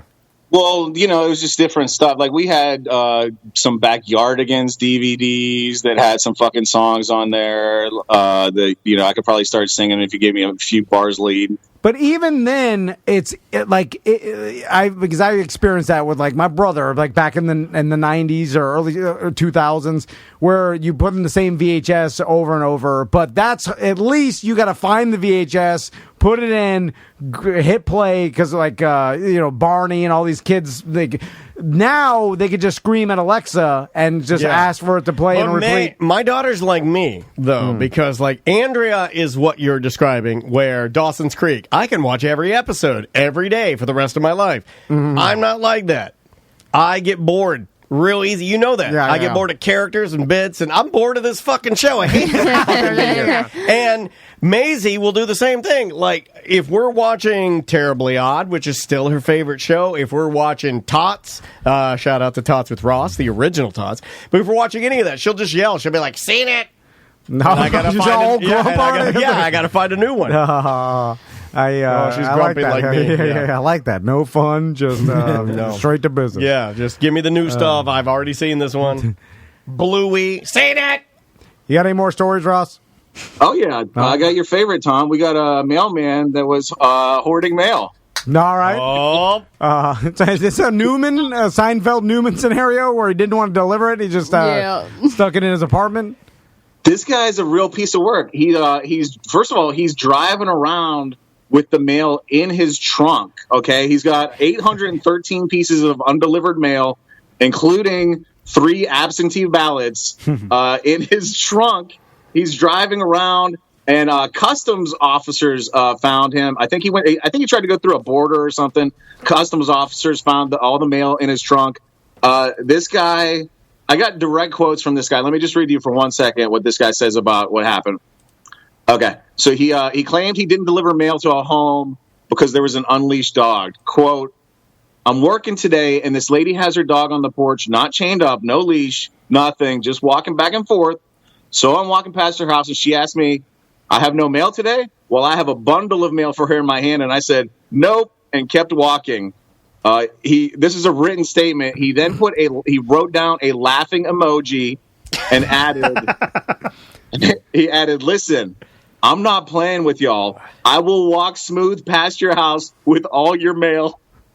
So did he have an excuse for all the mail? Like every house, he's like, I didn't deliver it because this person didn't have the proper numbers on their house. I like that. And instead of just you were too lazy and you're like, rules. I'll do it tomorrow. And then if you're a procrastinator like I am, you start procrastinating, and then it gets to the point where you're like, I just can't think about it anymore because I've gone too far and I can't go back because there's no way I can deliver it now. And then you just drive around in your trunk for years, and just you can physically omit it from your memory if you just keep telling yourself like, don't think about it. For me, after 3 days, it never happened.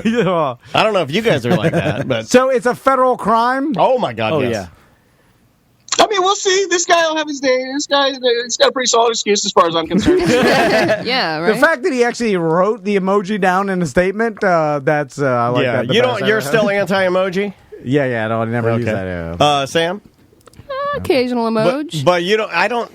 Yeah, you do with me. You do with me. Emoji? Why emoji? All right, I do. Where do you stand, Ross? Are you a pro emoji? Don't care? I still, for the most part, type out and use punctuation.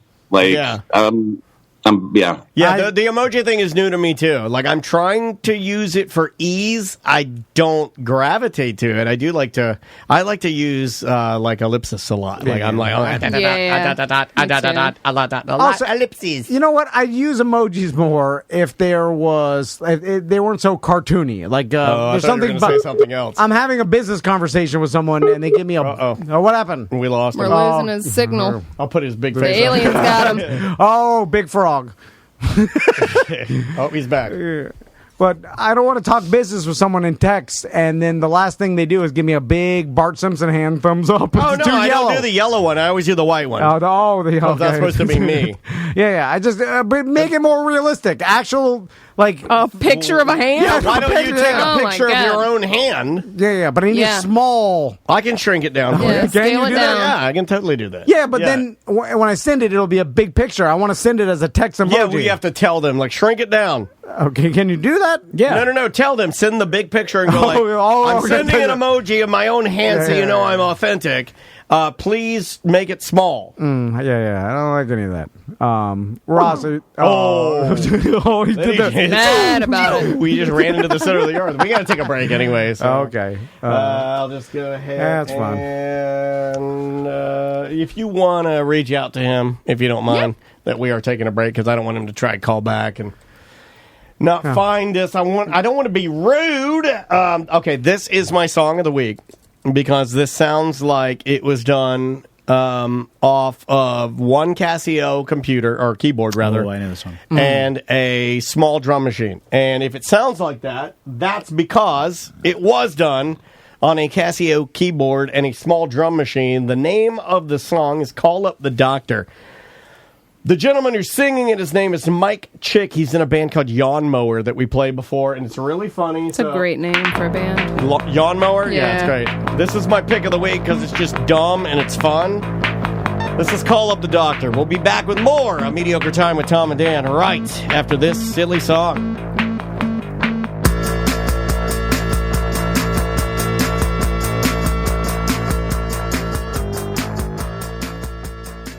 So I was walking around Tactical Hat's house when I was borrowing the fog machine. You're not supposed to do that. No, he was showing me his new system that he I thought got. You were just like walking around his home. No. And he's not there. No. You're just like rooting through his wife's panty drawer. I was just inspecting his house. He was showing me around. Why and I are was you like, doing that? And You're such a weirdo. He's like, this is my new system for American Air and Heat. I'm like, oh yeah, how you like it? He's like, I love it. I was like, man, when I didn't realize that my house, and of course it makes sense now, but when my original AC system, all the ducts and everything were the original to the house. So it was like, it was made in the 70s. And you had some rips and tears. And older homes, like, remember my old house? 50 years ago. Like, if you don't get up there and have them do the preventative maintenance, like American Air and Heat, both of us live in homes now that have been completely American Air and Heat came in and gave our places the once over. Now, my system was too small for my home. I don't have a large home, but I do have stories. Yeah. And it gets hotter on it's a 4-story townhome. Yep. So on the top, it gets really hot, and we were underpowered. So the 4th floor and the 3rd floor, where the bedrooms are, would never truly get cool. Now, it doesn't run very often. It's too cold. I even told Andrea last night, I got up, I went and got an extra blanket, and I just gave it like 2 ticks up because it is too efficient. All the ducts and everything and the returns were designed in the 70s, like I said. So I only had one return. It was loud. It was by my couch, and the system was working overtime. It was getting hot in all the rooms. Yeah, they turn it off during the Super Bowl because we couldn't hear. Yeah, they put a return in every single room how it's supposed to be. That way, all the rooms cool evenly. They repaired some of the lines that you had that were busted. Redid all the ducts, and my system is super efficient. It's got the UV inside the system that kills all the any viruses. It also deodorizes. Deodorizer. I turn that up when I'm making chili. Yeah, Andrea calls it the bacon switch. Yeah, and then obviously it takes all the allergies and allergens out of the air. Guess what Maisie did last night? This is funny. Well, Andrea helped her.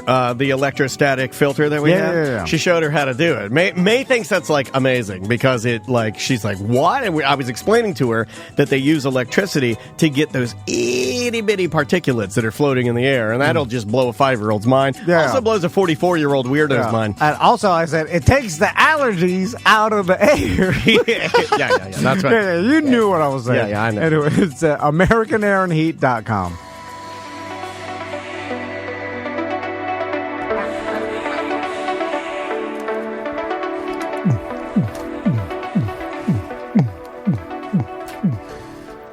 XM Sirius Satellite Radio, welcome back. That is the latest song. No, I don't know. That's just like how those DJs talk. Welcome back to Mediocre Time with Tom and Dan. I'm Dan. Tom.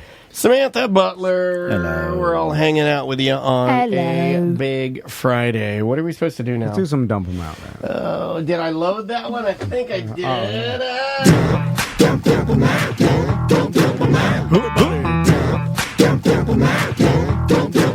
Double bow.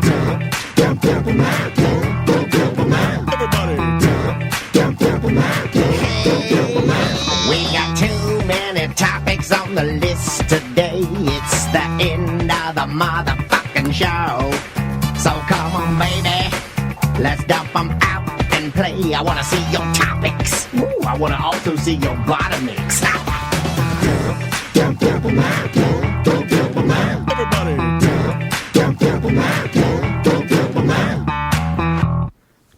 Dump 'em out brought to you by our medical marijuana partner, True Leave. That sounded authentic. God damn, Butler, that was good. I'm a good mouth farter. And we're doing a promotion with True Leave right now where if you buy anything at any True Leave location... Oh, wait, I buy everything I buy anything and everything from every True Leave location. I spend a grotesque amount of money on marijuana. Yeah, I do. I'm a big fan of their edibles. Remember to get your edible recommendation. Just call and they'll... just type it in there like, think. It's just one button. I felt like I felt a little bit like a fucking fool yesterday as I rolled through True Leave and ABC. So the True Leave promotion is basically if you buy anything at True Leave, you can just take a picture of what you bought or your receipt or whatever and submit it to the True Leave form. It's on the front of TomandDan.com. It's on the beginning, pinned to the top of the BDM page. Yeah, very easy to find. Look for the green bag. And we're just going to ask for proof of what you bought and your address. It's the old proof of purchase thing. It's like when G.I. Joe would do like, hey, you want some free shit? Yeah. Just prove to us that you like our brand. And we're going to send you a bag of goodies. What was G.I. that? Joe. In fact, we've got Ozzy or something in the background. What do you we got got over a there? Streamline. What was that? Mortgage Solutions koozie. We got an at-home floor store White Claw BDM koozie. We've got Sports Subaru air freshener for your car. Yeah. We got EMS. I guess these go in your cup holders. Yep. Cup Holder coasters. So it soaks up all the. Those are actually stuff. really convenient. All right. We got one free Double D taco from Gringos. What? I'm stealing all those. Wait, give me that. We've got Humidor Cigar Bag, Also portable. works good for your True Leave. Yeah. Keep your blunts dry. Yeah. Keep that moisture out. It's humidor.com. And then we got. When do we get these? We've got the Bart Merrick cell phone holder for your desk. I don't know how this works. You put it, flip it around, and press the red white bed. Push that down. Pop. God damn it! Oh, no. He broke it. Oh, God. There it is. A little kickstand. 10% rule. It's a True Leave bag and True Leave glasses. If you want. All that free. Here's your taco bag. We'll send it to you, mail it to you for free. Just quickly before we get into Dump 'em Out, because we did dump out Ross on the show, I do want to promote his comedy show tomorrow night, Saturday, November 7th, at Bloodhound Brew, which is on Conroy Road at 8:30 p.m. Doors are open at 7:30 p.m. And they are doing a code. If you use the code WACKY when you check out, you save 10% on tickets until 5 p.m. Bloodhound Brew. Why do I know that Bloodhound Brew? Cool. That's tomorrow. It's like a chain. I've seen a few. I think I've actually been to that specific one. That Okay, Bloodhound cool. Brew on Conroy. Yeah, we'll go out there and support Ross and check out his show and give him some love. Yeah. So before we talk to our BDM caller, is he on the line? Do we have some? Nope, but I'll call him right now. Okay, yeah. Let's talk about the first topic: kids throwing sticks at our patio. Oh my God, these goddamn no, kids! It was not sticks; it was acorns. They were also throwing sticks. I saw sticks. Yeah, oh, you saw sticks? I saw sticks. Yeah, when I came out, a stick fell next to me, and I was like, "Oh, excuse me." Well, I tried to solve this, but nobody except for. Well, you guys were already in the process of leaving, correct? Like, I think you guys were getting ready to leave. I gave him the evil grandma through the window. I did too. Like, I looked at him, I was like, no, I opened the door. I opened the door on him. Let's say, okay, there's some kids that live above us that stomp crazy fairly often. It drives Daniel crazy. I get a lot of I'm pretty joy. good. I think I'm pretty good about it. I mean, like, I don't yell at him or anything. My daughter did yell. Like, that's him, the stomping kid. That's him. Yeah. So, anyway, I guess the other day, when was it? Like, it was a couple days ago. It was 2 days ago. Yeah. They were out in front of our business. Well, their balcony is over Yeah, they're right above us. Yeah, so. their balcony is literally directly over our studio room. Their balcony's over the entryway of our business. They're constantly stomping all day, every day. Everything that they do is a jump. Like everything they do, they leap. Go. Like they're heavy walkers, you know? So apparently they were... There's 5 of these goddamn things. They were out up there. They were out in front of our doors, and then they were throwing things up at their balcony in an attempt to get something down. You get your ball stuck in a tree. I thought they were just playing with each other, trying to throw acorns to each other. But here's what I thought. Can I give you my take real fast? Because normally I'm the one that's going to have to handle this. Yeah. I definitely didn't. I know you did, and we'll get to that. But I look at this, and I'm like, it's fine. We don't have any guests coming by. We don't have anybody that's got to be in here. It's fine. Okay. We're done for the day. We're not recording. Play all you want. But and I'm being dead serious with that. Like, I don't want to be. I'm not anti-fun. I'm really not. But here's where I'm anti. I'm anti like that. Your parents didn't instill in you the same amount of respect that my parents instilled in me. Mm-hmm. And one of the things that my parents taught me when I was a kid is that you can pretty much play anywhere you want as long as you're not destroying things or disturbing other people or inconveniencing or getting in their way.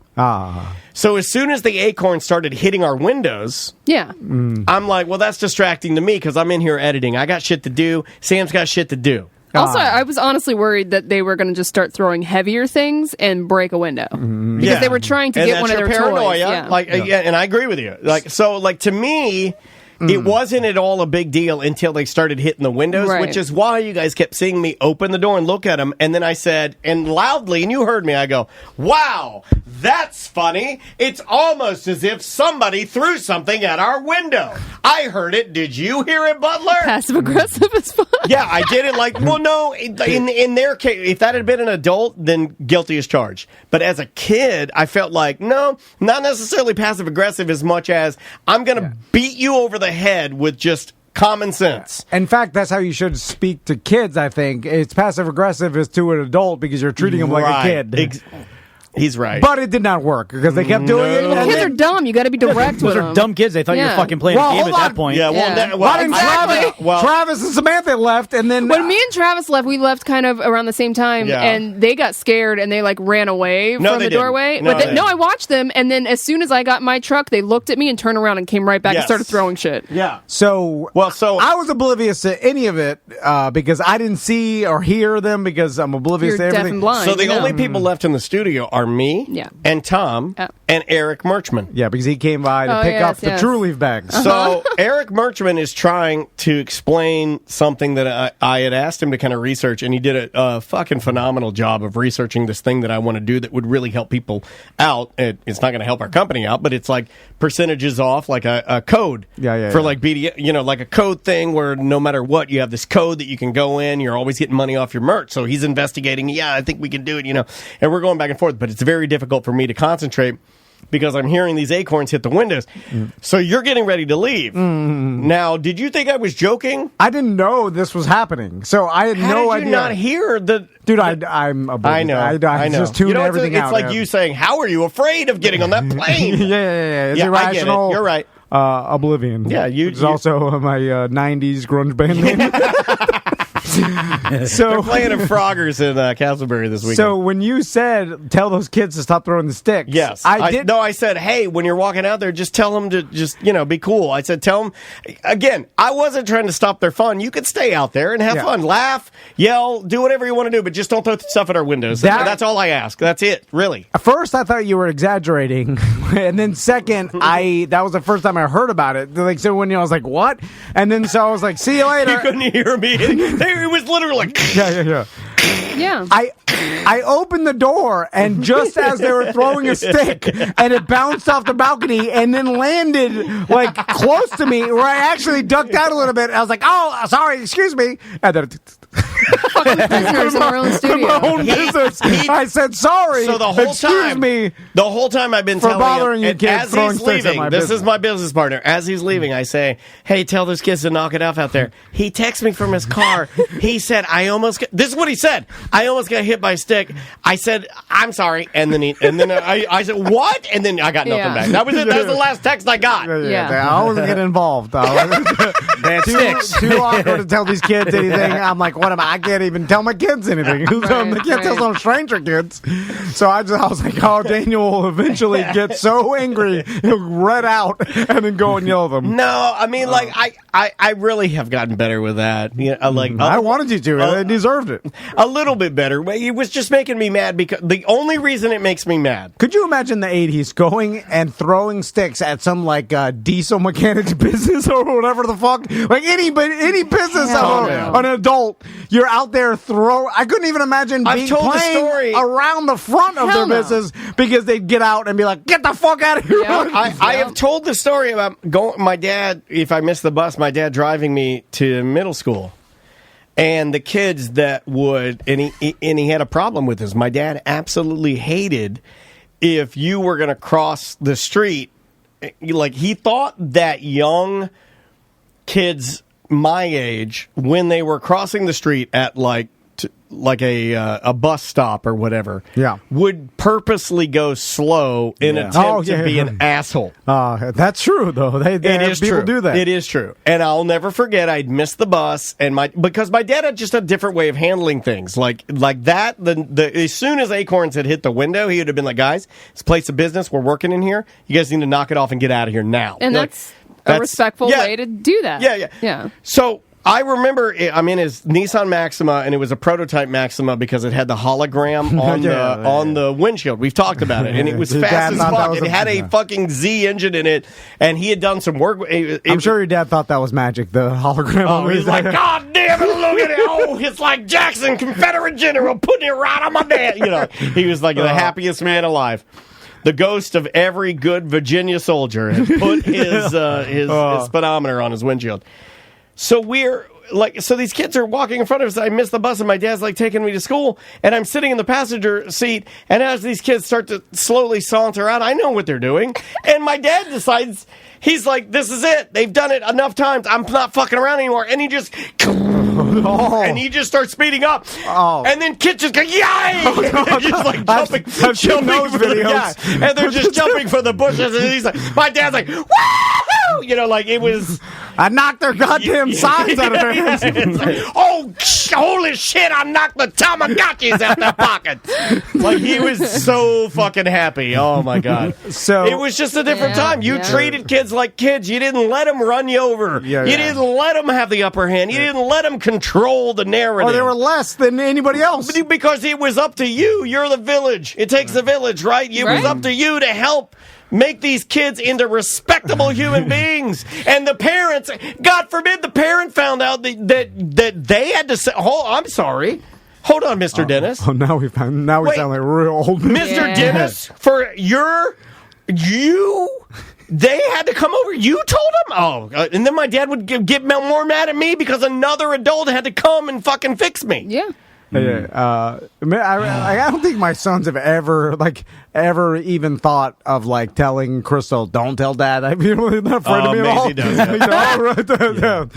Wait till your dad comes home. No, Andrea will be like, "Do you know what your daughter did today?" And she'll go, "No!" Don't tell him.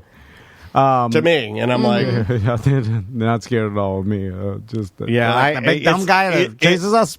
I don't tell him anything. I honestly don't believe your sons. He's a C word. Living at my house very much. So I saw an email you guys brought up earlier this week of a BDM that got a tattoo that had to do with the show. And this has happened before. In fact, there's been multiple BDMs that have gotten BDM tattoos. Yeah. I think the first one I ever saw was just the letters BDM on someone's thigh.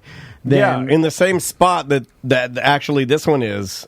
This one is in. Yeah. Then I've seen bigger BDM thigh pieces, and it's all cool. And then I saw this one, and I was like, "Whoa, that's a commitment." And Big. And also, it covers a lot of area. Yeah. And then also, it's fucking ginormous. For the BDM, I have always thought in my mind, well, you could explain it off with anything because the imagery is kind of cult-like.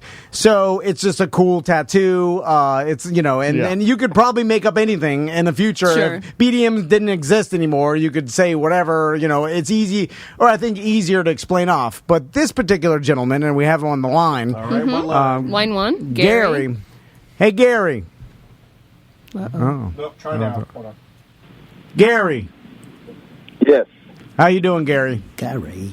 I'm all right. How are you? Good. So I saw the email and the pictures you took of your giant thigh tattoo. And I actually wore... Do you want me to put it up now? Or? Yeah, you can put it up now. Okay, so guys, here we go. But I actually wore the shirt that it was, I guess, fashioned after, and it's the Tom and Dan Legoman shirt that's available now on TomandDan.com on the merch site. And it's me and Daniel as Legoman, and we're cheers and beers. And you got that tattoo on your thigh, and by the looks of it, we're probably 5 inches tall each. How big is that tattoo? Yeah, about 4 or 5. Yeah. I mean, it's pretty close to your dick. It is a big fucking tattoo, and Tom is the dick sucker of the two of us. Closest Tom's to getting slimed on closest to the D. So I saw this, and I got to ask you, Gary, because anytime someone gets a tattoo, and this reminds me of the old radio story back in the day of a girl that got the Pauline. They got the Monsters of the Midday tattooed above they her. called her Monster Muff. Her name's Pauline. She's sweet. She has kids now. She's a friend of mine. We could have her on the show. Yeah. If you want to talk about her, like, what the fuck were you doing? I don't want to shame her, but I'd shame her. I've seen her pussy multiple times. She got the tattoo, and then of course they changed the name of the show. When they went to mornings, Howard Stern. They just kind of made it Monsters. Yeah. Right. So then it's then her tattoo was rendered old at that point or irrelevant. And I never understood the over the pussy tattoo. Yeah, that's a big commitment. Yeah, it's aggressive. So my question to you, Gary, is: have you thought about the plan of what you're going to say to? Do you have kids or a wife, Gary? Both. All right. Did you run this by your wife before you got it? Well, yeah. See, what happened was I got you guys a sticker pack, and the sticker came. It was before you made the shirt. Okay. And so, yeah. And so once I got the sticker, I said, that's the one. We went in there and got it done. I believe his wife bought it for him for a birthday present. How much are we talking? That's the classic. Father's Day. Yeah, what are we talking, Gary, for a Father's Day Tom and Dan Lego tattoo? How much? About $200. All right. That's fucking good. That's a good ass price. I like that's a fucking big ass tattoo. That's a steal. See, this is where I'm going with it. I love and the he did art. a good job on the detail. Yeah, it looks really good. I have other pictures, but I'm not going to bore you by taking you through the whole thing. But it looks great. I love the Tom and Dan Lego art. We had another listener do that for us. Yeah, it's fantastic. But here's my problem with it, Gary. What are you going to do? Because inevitably, like, you know the show. I mean, things, percentage-wise, something's going to happen with me and Daniel. I mean, there's going to be a giant fight. There's going to be some sort of scandal. Murder plot. Murder for hire plot. I mean, so what happens... Yeah, first 48. What happens, Gary, if we end up... the show ends up breaking up? You removed. Or I have a horrible scandal that you don't want to associate me. How dare you? If anybody has a scandal, it's me. Or Daniel has a scandal. Yeah, gay scandal. And then did you hear about Daniel? They caught him. And he was sucking Busdecker's dick. Or something. Well, that's not even that bad. Busdecker didn't do That's anything. not that bad. Huge Busdecker That's dick. fine. Oh my They're both God. married. They caught him in a squad car. Well, I feel like that's not the type of embarrassing scandal that would cause you to like laser remove the tattoo. Yeah, and I'm like, I'm so sorry to my family. I was caught in a squad car sucking Busdecker's dick. So what happens, Gary, if something horrible happens with the show that you don't want it to be associated with anything anymore, and then you still have this Tom and Dan Lego when tattoo. people realize you have the real, like... like, I'm sure there was a lot of people that have regrets about their Dog the Bounty Hunter tattoo. Or, there's been lots of... So you get Jared holding his pants. Someone's got a Jared tattoo. Right? Nobody ever got a tattoo of Jared holding his big jeans up. Oh, don't say that. Some goofman... Yeah, hold on. I'm going to type in Jared from Subway Tattoo, and somebody's got it. Yes. All right. Find it for me. Because sandwich in the mouth. There are tattoo goofmen that get goof tattoos just for the fun of it. We know one. I mean, Dustin. I've got dumb tattoos on my knuckles. But it's not a guy holding up his old... No, but before jeans. the allegations, someone just like, I'm getting a tattoo of Jared. They never would have thought that Jared was a goddamn pedophile. Like, who would have thought that? So you get the Jared tattoo, and then all of a sudden the shit goes down, and you're like, oh, fuck! So, are you afraid of that happening, There's Gary? no Jared tattoo. No. Thank you.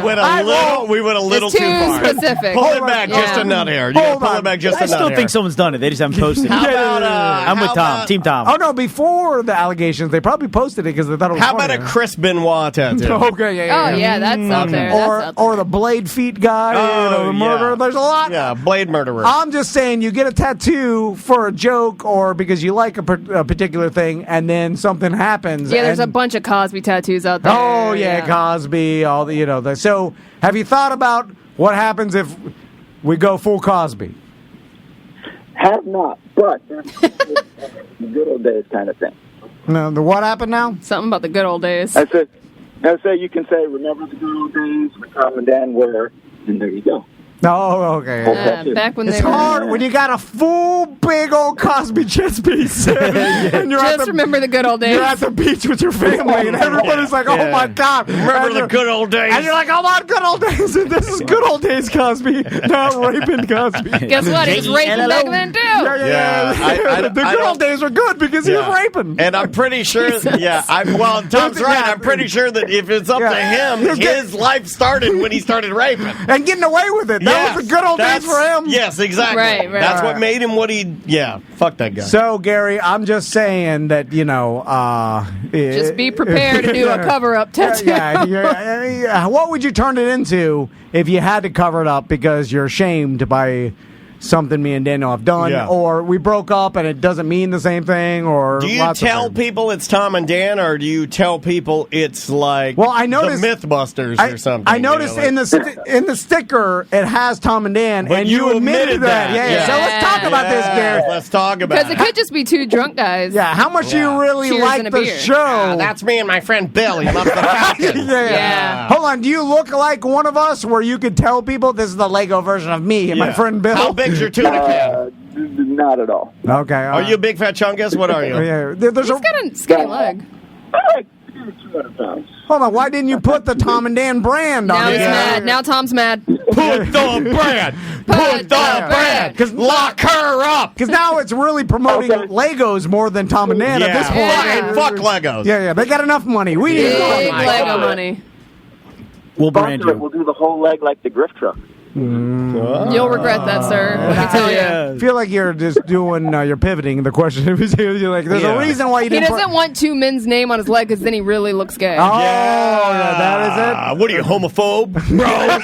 Couldn't be that homophobic. He got me and you close to his dick. It's a weird, it's not that hetero of a tattoo. How big are you? Can you touch Tom's hair? Oh, yeah. Can you touch the pompadour?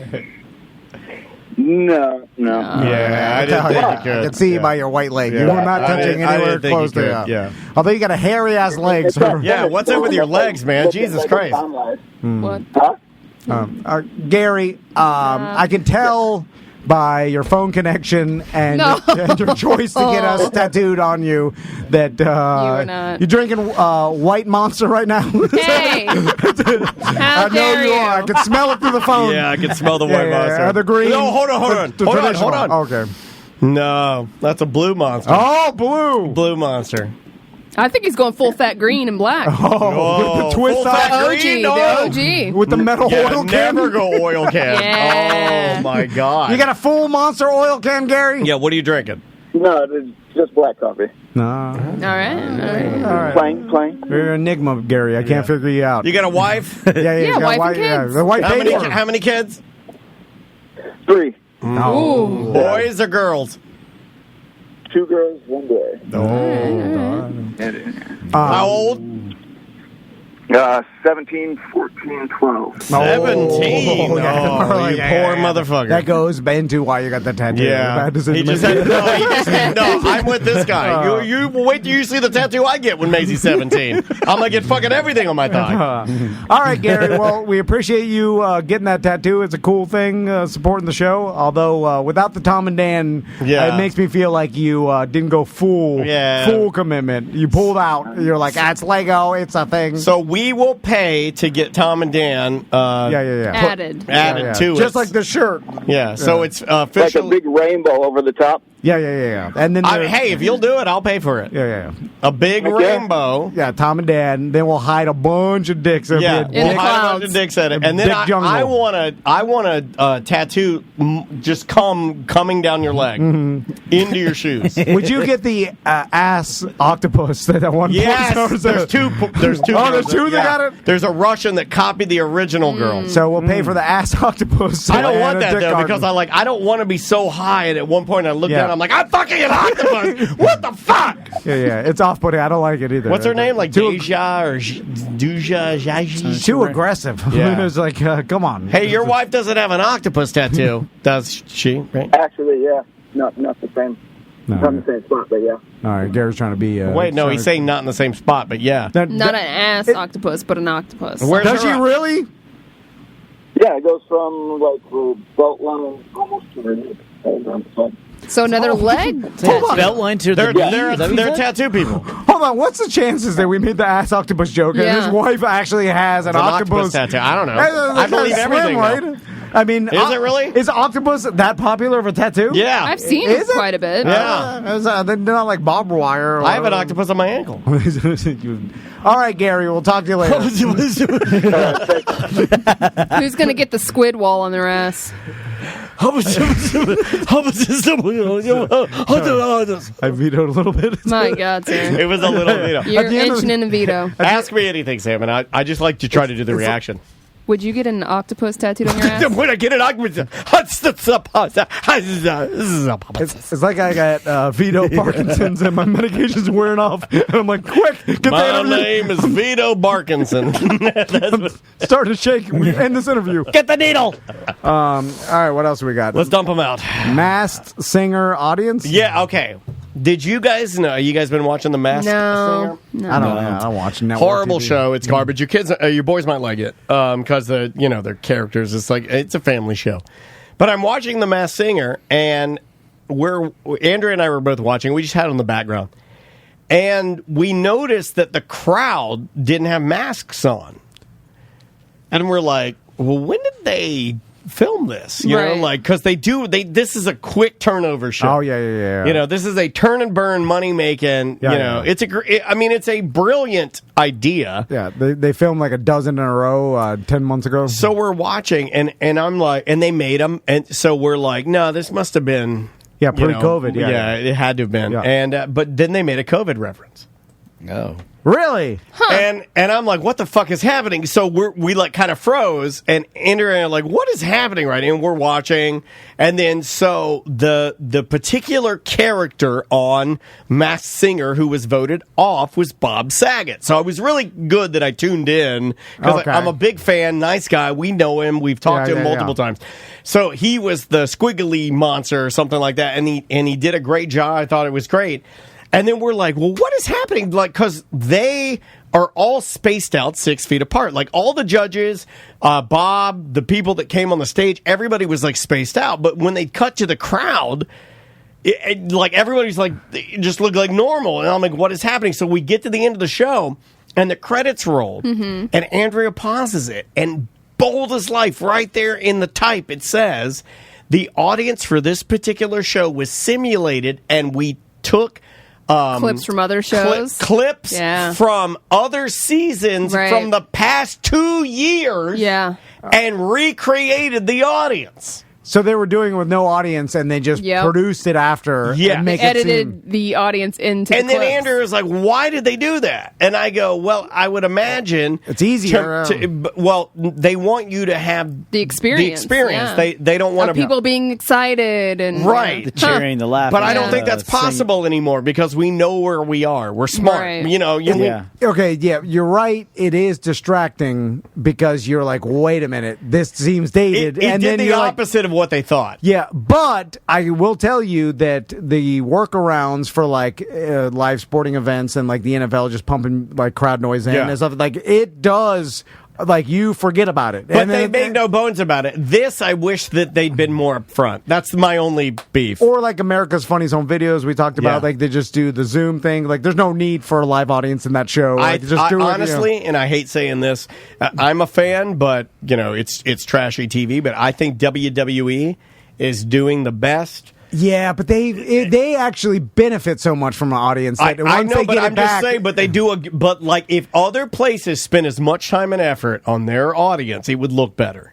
Yeah, and I think everybody's going to have to take a cue from them. Like, their stuff looks and sounds great. It'll once it gets back to normal, they'll go back to normal because it actually benefits it. But I think a lot of things will never go back. I agree. Even like Halloween, the way they did or it. Movies. What are we going to do there? Well, I called movie theaters closing down at the very beginning of this whole thing. Not the all stock of them, footage made me mad, though. You know, like it. I had almost wished they had cut it and just had the show reflect the time. Because and this is I'm only speaking from why do they even have to say anything? Well, people would probably call and be like, "There's everybody in the audience wearing no mask." Yeah, exactly. No, but here's the thing: they didn't say anything. They just put it at the end as like a disclaimer. My point is, I always do better, and this is selfish, and I'm only speaking for me. As far as the show goes, without that disclaimer at the end, it would have been completely possible to watch this and never know. You would have never known. It was very good. Oh, no. My point is, though, I live in the now, and I'm a realist, and I like things to be like, oh, this is what we're fucking dealing with. So hit it head on and take away the audience so I feel like this isn't some old shit. Yeah. I'm not an idiot, you know, like. Nobody knows what to do at this point. Right, So there's like, try a fake audience, a virtual audience, the damn Zoom audience. But I will say that, you know, the show is good. It's not. It doesn't need the goddamn audience. You know what I'm saying? It's the same shit. No, but I'm just saying, like, the show, sure, you can shit all over it. The concept is weak. Yeah. But it's fun, you know? Like, you just put it on the background silly. It's just a silly show. But the fake audience was something.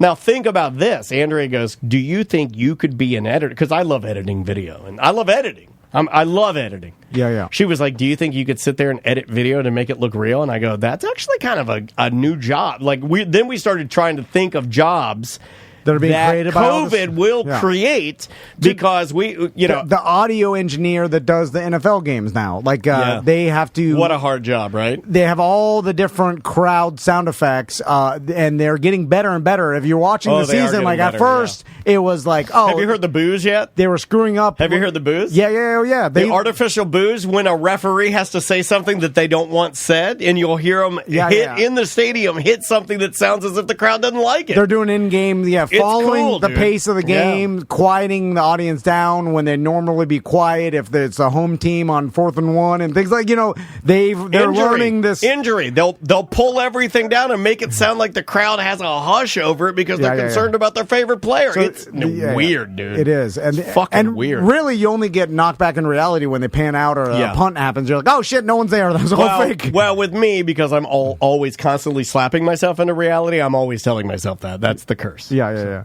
And I guess we'll end with this. The Sauce Stash. We're talking about how Butler constantly distracts me every moment of the day when I'm sitting at my desk. And he starts telling me that I'm blame why I didn't know the Sauce Stash info, even though you were telling me because Butler's telling me a story. Sam was not happy with either of us because we had not read the bio on our interview. Or listened to me prep you before. That is correct. 2 days ago, we interviewed a gentleman named Sauce Stash who has a wonderful YouTube channel that you can go like and subscribe. And also do ours. His name is Mark Thompson. Yeah. However, he doesn't put his last name in his emails, on his social media, on his website. He goes by Sauce Stash. That's what he goes by on social media. Yeah, he does a lot of vegan his last sauce. name was Sauce Stash. So he literally asked the man before the interview, "How do you pronounce your last name, Sauce Stash?" Because I didn't think it was Sauce Stash. I didn't know anything about it because Butler was distracting me the whole time with the stories of grandeur. Now, I haven't said this. Normally, EJ is going to be the guy kind of spearheading this, but EJ seems to think that we could be looking at maybe only months before you take on the persona of the character that EJ is now named and used to work for a host who we used to call very good, who, when he didn't care about where the guest was going, where the interview was going, or anything, that he would just literally, the words would go in one side and just fly out the other. It's easier to live a lazy way to work. Very good, and not fucking care. And EJ seems to think that you are this close to becoming what you hate. Where you sit there. Oh, you beat it a little bit. You sit there and let everybody else do it. You pay attention to nothing. Very good. Who doesn't want to do that? I'm Bam Margera, and this is my uncle. What is it? Uncle Vito? Well, this doesn't help my argument because the last topic was I was trying to... Okay, well, every once in a while... All of our advertising has basically turned into where we just kind of wing it, right? And we just it's like improv a little bit. We know the beats. I would prefer to call it that we're speaking from the heart. Yeah, because Daniel, right. Daniel and I, we've learned in our radio careers how to read copy and read a commercial, and Daniel's the king at it. He could get a piece of copy, 1 minute read. I've seen him do it. Run in and read some sort of I like doing it, Filatowski ad. Wow, look at this guy. He got it right, too. You never said Filatowski's a stash. You never corrected Filatowski. This guy's never 20 years. When he goes off script, there's nobody better. He's the funniest. That's longer than Paul. That's longer than Paul. That's longer than fucking Einstein bagels, and that was years. So sorry. Anyway, Daniel could comedy. He could read a 1 minute commercial, dead to rights, read the whole thing, whole copy, and it sounds produced. And it'll be like 59 seconds. And I'm pretty good at it. Yeah, I got good at it. I was never that good, but I learned at least to get through. Know how to do it. I could get out the information and read what they want, but back in the radio days, we'd actually have to read more of the actual it's definitely commercial. A skill. So it was literally line for line. It was very little. Just say hit the talking point. Well, you feel it. It's like it's no different than like and I'm not saying that we are this, but it's no different than like a musician or an athlete that can feel the timing of whatever. Reps. Yeah, we've done it so many times that I can start talking and talk to you, and then eventually, like in my mind, time out 60 seconds. Yeah. I don't know why I can, but I can. From 11 years of doing this show, we could start a commercial and hit a minute basically off a feel. But I used to be better because I was in that world, but. So anyway, we've gotten off script for most of our commercials for a long time, man. And then it works better that way. We just tell because when I'm reading a commercial, we can have fun and we can be silly. When I'm reading the actual script of a commercial, it just sounds fake. Well, partly because I can't read very well, and then and then I can't act like it's real. Some people you can read it and it's like, God damn, he's making it up off the top of his head. No, but I just read real fast ahead. I'll tell you exactly how I do it. Like Jim Phillips can read a commercial and it's like, this guy's just saying it off the top of his head, but he's reading the damn copy. Because what I'm saying is 3 sentences behind what I'm reading. Yeah. It's like a lower version of Chris Turner. I'm actually behind where I'm currently reading. So it's like, I'm reading here, but I'm 3 words behind, trying to comprehend. I'm too far ahead, and I'm like, God damn, I got too far. It's coming to crash. But you don't do that when it comes to ideas or like business stuff, because you'll be literally doing 3 different business things at one time. Yeah. And then Sam has to go no, pick one. It's all cockamamie. It's all sprinkling of bullshit. Anyway, so we had this one Sport Subaru DM Chevy ad that we had some actual like talking points that Tony wanted us to hit.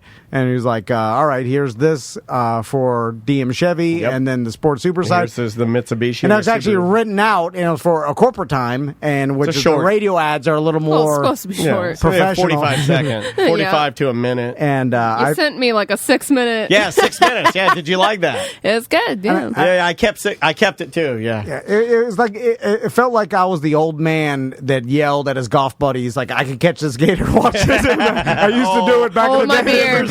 Yeah. It was a scenario. I know that video where I looked at it, I was like, I can do this shit, which I knew, and then Daniel did his part, and then when it came to do my part, I started off strong. Well, I had one flub.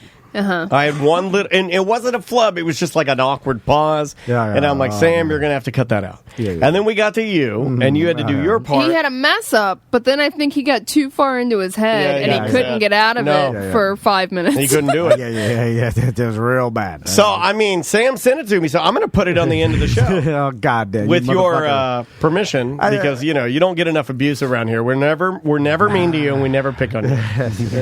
Listen, I used to do it to Jimmy so long with the goddamn crystal spot. Even when you're with your wife. I used to have that one. I don't have it anymore. Yeah, I deserve this. It's retribution for all many years. Yeah, so hang around when you hear me like after the very end where I say, we'll see you next week and hear the songs that we played today. I'll tack the whole thing on the very. The sad part, if you told some other professional, like a Dan Stone type that's worked in terrestrial radio. He loves you. What do you mean? Well, I'm just saying, if you played this for him, you're like, this guy, he's done radio or some form of talking Dan on a Stone mic. would cry, laugh, and say he loves it. He'd say never change it. He'd say never change it. I mean, at this point, it's 16, 17 you're years. Kissing 20, dude. I mean, this guy's almost done it for 20 years. Dan listens all the time. He's the last person you'd want to ask that, because I think Dan likes the show. He's like, this is how did he get here? He was over here. I drank beers with Dan over here. Is he having does he have a disease? Something? Well, we both have diseases. Yeah. But this is, I should be able to do it better than this. Just out of, I tell my wife that. If you see old man Brett Favre, he can still throw a fucking spiral. You know what I'm saying? If you throw him a football, you knock this can off my head, he'll fucking do it. Yeah, but he has to wear Wranglers, and that's a curse. Old man Favre throw a goddamn spiral, knock a beer can off. He still got it. This is embarrassing. This is you can't even fucking read 3 sentences. God damn. Well, if you had your glasses. It's not even I wish I could blame it on glasses. You took my ending joke. Sam. Here's the problem. I was going to blame it on the glasses. Yeah. I've done that before. We've yet to see them. And then someone's like, here, I got some glasses for you. And no, not some glasses, your glasses, dumb. But anyway, they say, oh, I found your glasses. Then I put them on, and then I'm like, they're going to know it's not the glasses. There it is. Yeah, truth comedy comes out. You're doing worse with the glasses. Now we know why the glasses aren't here. Now we know. Wow, you guys got the answer. Wow, how long that take? 2 hours to get the real answer? Why you don't bring your glasses in? All right, plug stuff. All right. Let's get out of here. Go see Ross at Bloodhound Brew tomorrow night. That sounds amazing. Yeah. Do they make beer? I don't know anything. No, it's just like a restaurant bar type thing. Dig it. Yeah. All right. Sugar Works right there in New Smyrna. If you want to pick up Kalalisa Creek, man. Get some of that stuff. You can get the whiskey pack, which basically comes with the tiny shot glass and hand sanitizer with the bottle of whiskey. Their hand sanitizer, by the way, is my absolute favorite. I keep it in the car, and it doesn't evaporate or anything, and that's the one that I use for me and May when we go to and from school. Yeah, it's pop in New Smyrna, and they sell hand sanitizer, all their delicious spirits. Yep. You can get some New Smyrna Shine. A lot of people like their rum, too. Yeah. I don't think I've imbibed enough. I think I would like to... That's cinnamon shark bite. No, cinnamon shark bite's the whiskey. I want to try... I think I want to do some rummin'. I want to do a little rum. Oh, yeah, they're Turnbull. Yeah, I want to do the Turnbull Bay. I think I want to go in a rum today. I'm feeling piratey. Oh, yeah. Do they still have pint glasses there? Have you asked? Yeah. I think they still do. I can double check with Dr. Tom. If you do go there, definitely let them know that you heard it from us. It always helps us if you make your presence known. Mm-hmm. Samantha, what do you got on semantics this week? Me and my husband will be recording tonight. We got some wedding festivities this weekend, so we're going to record tonight. If you want to send our show an email, it's show@semanticspodcast.com. If you want to sign sign up for our Patreon, patreon.com/semantics. Yeah, sign up.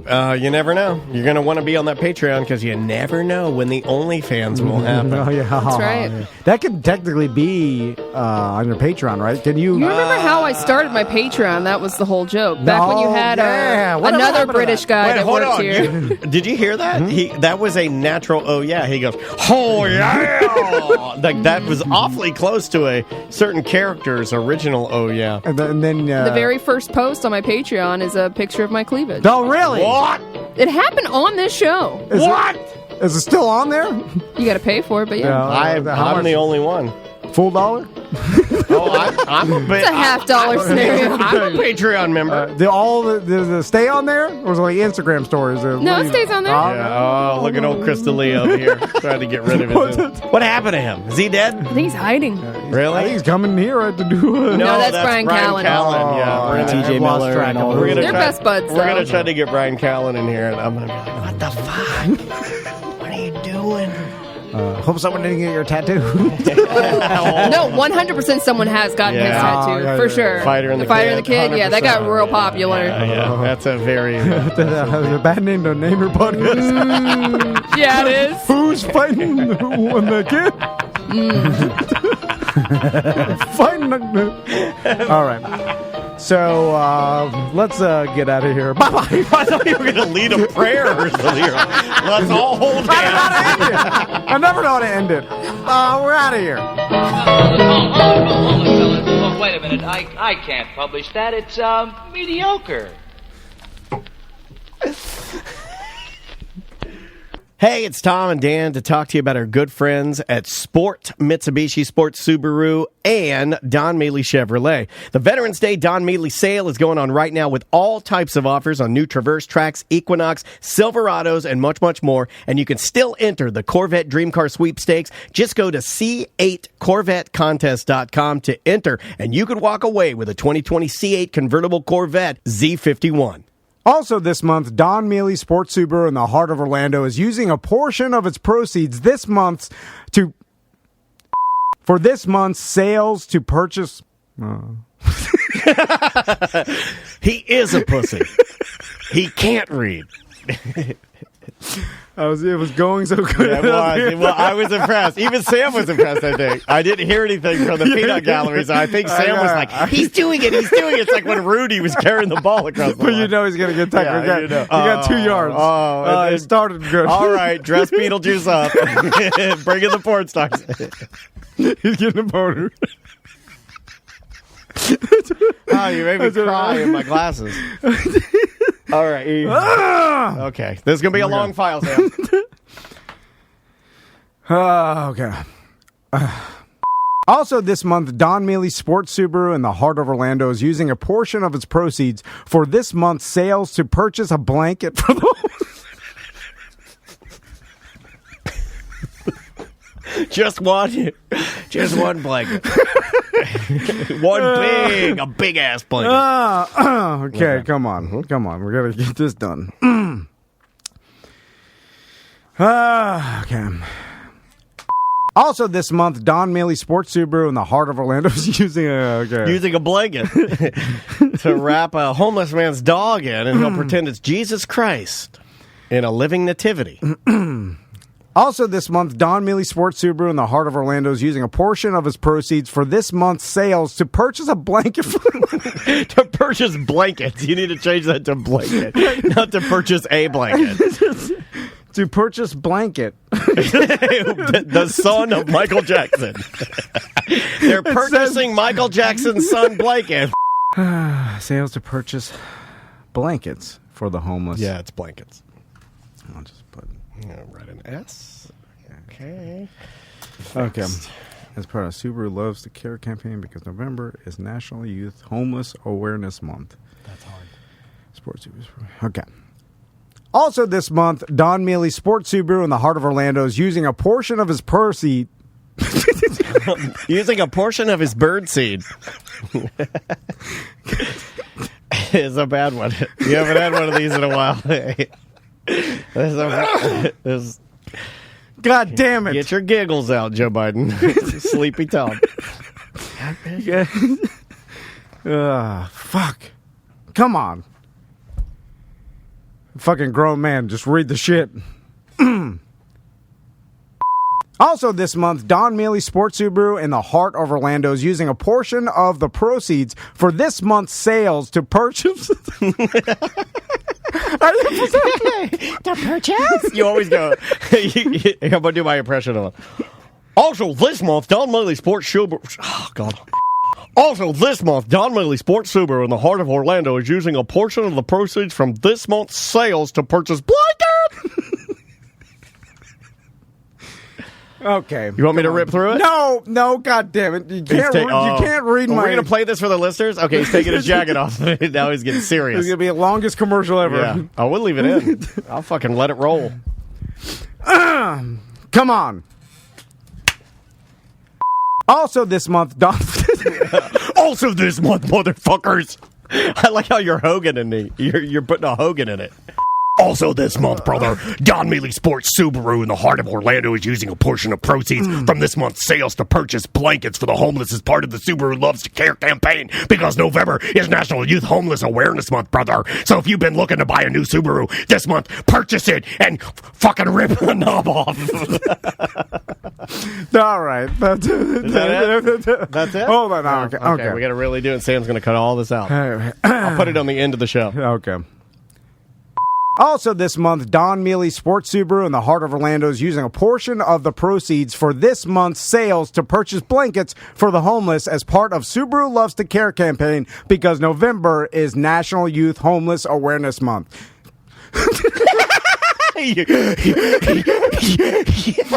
Oh, I got through that part. Yeah, you're good. Thank you. I would like if the ending is just bye. Oh, God damn it. So go to Don Mealy Sports Subaru. So go to Don... Okay. So go to Don Mealy Sports Subaru and Sport Mitsubishi right there in the heart of Orlando. You said Mitsubishi. She said Sports Subaru and Sports Mitsubishi. This started so promising at the very beginning. That was the problem. Yeah. You needed to get a few fumbles out first, and then you did. Yeah, but not all the fumbles. No. Cam Newton over here. Okay. So go to Don Mealy Sports Subaru and Sport Mitsubishi right there in West Colonial Drive in the heart of Orlando. Thank you. And now it's time for the Tom and Dan end of the show footnotes. Today you heard music from Bad Religion. This is an outtake from their 2019 Age of Unreason album called What Are We Standing For? Honestly, I think it should have made the cut. It's a great song, awesome little brave track. It's almost 2021, so I'm hoping that we get some new music from them really, really soon. Next up was a fun little gritty ditty from the Elwins. Now, this album is worth checking out purely for the reason, just the way that they're dressed on the cover. From their brand new number 4 album, you heard the song Take Me All the Way, and don't sleep on those guitars in the center of the song. Mike Chick was up next. You might know him from Yawn Mower. This is my pick of the week. This is just a really fun song, puts a smile on my face. It doesn't take much these days, does it? This is his latest single entitled Call Up the Doctor. We closed out the show with something a little more poppy. Well, at least for us, we closed out with Tia Gostelow. You heard the fun and dreamy track entitled Always. And on that note, have a wonderful week, and we'll see you all back here on Monday for our BDM shows of the week.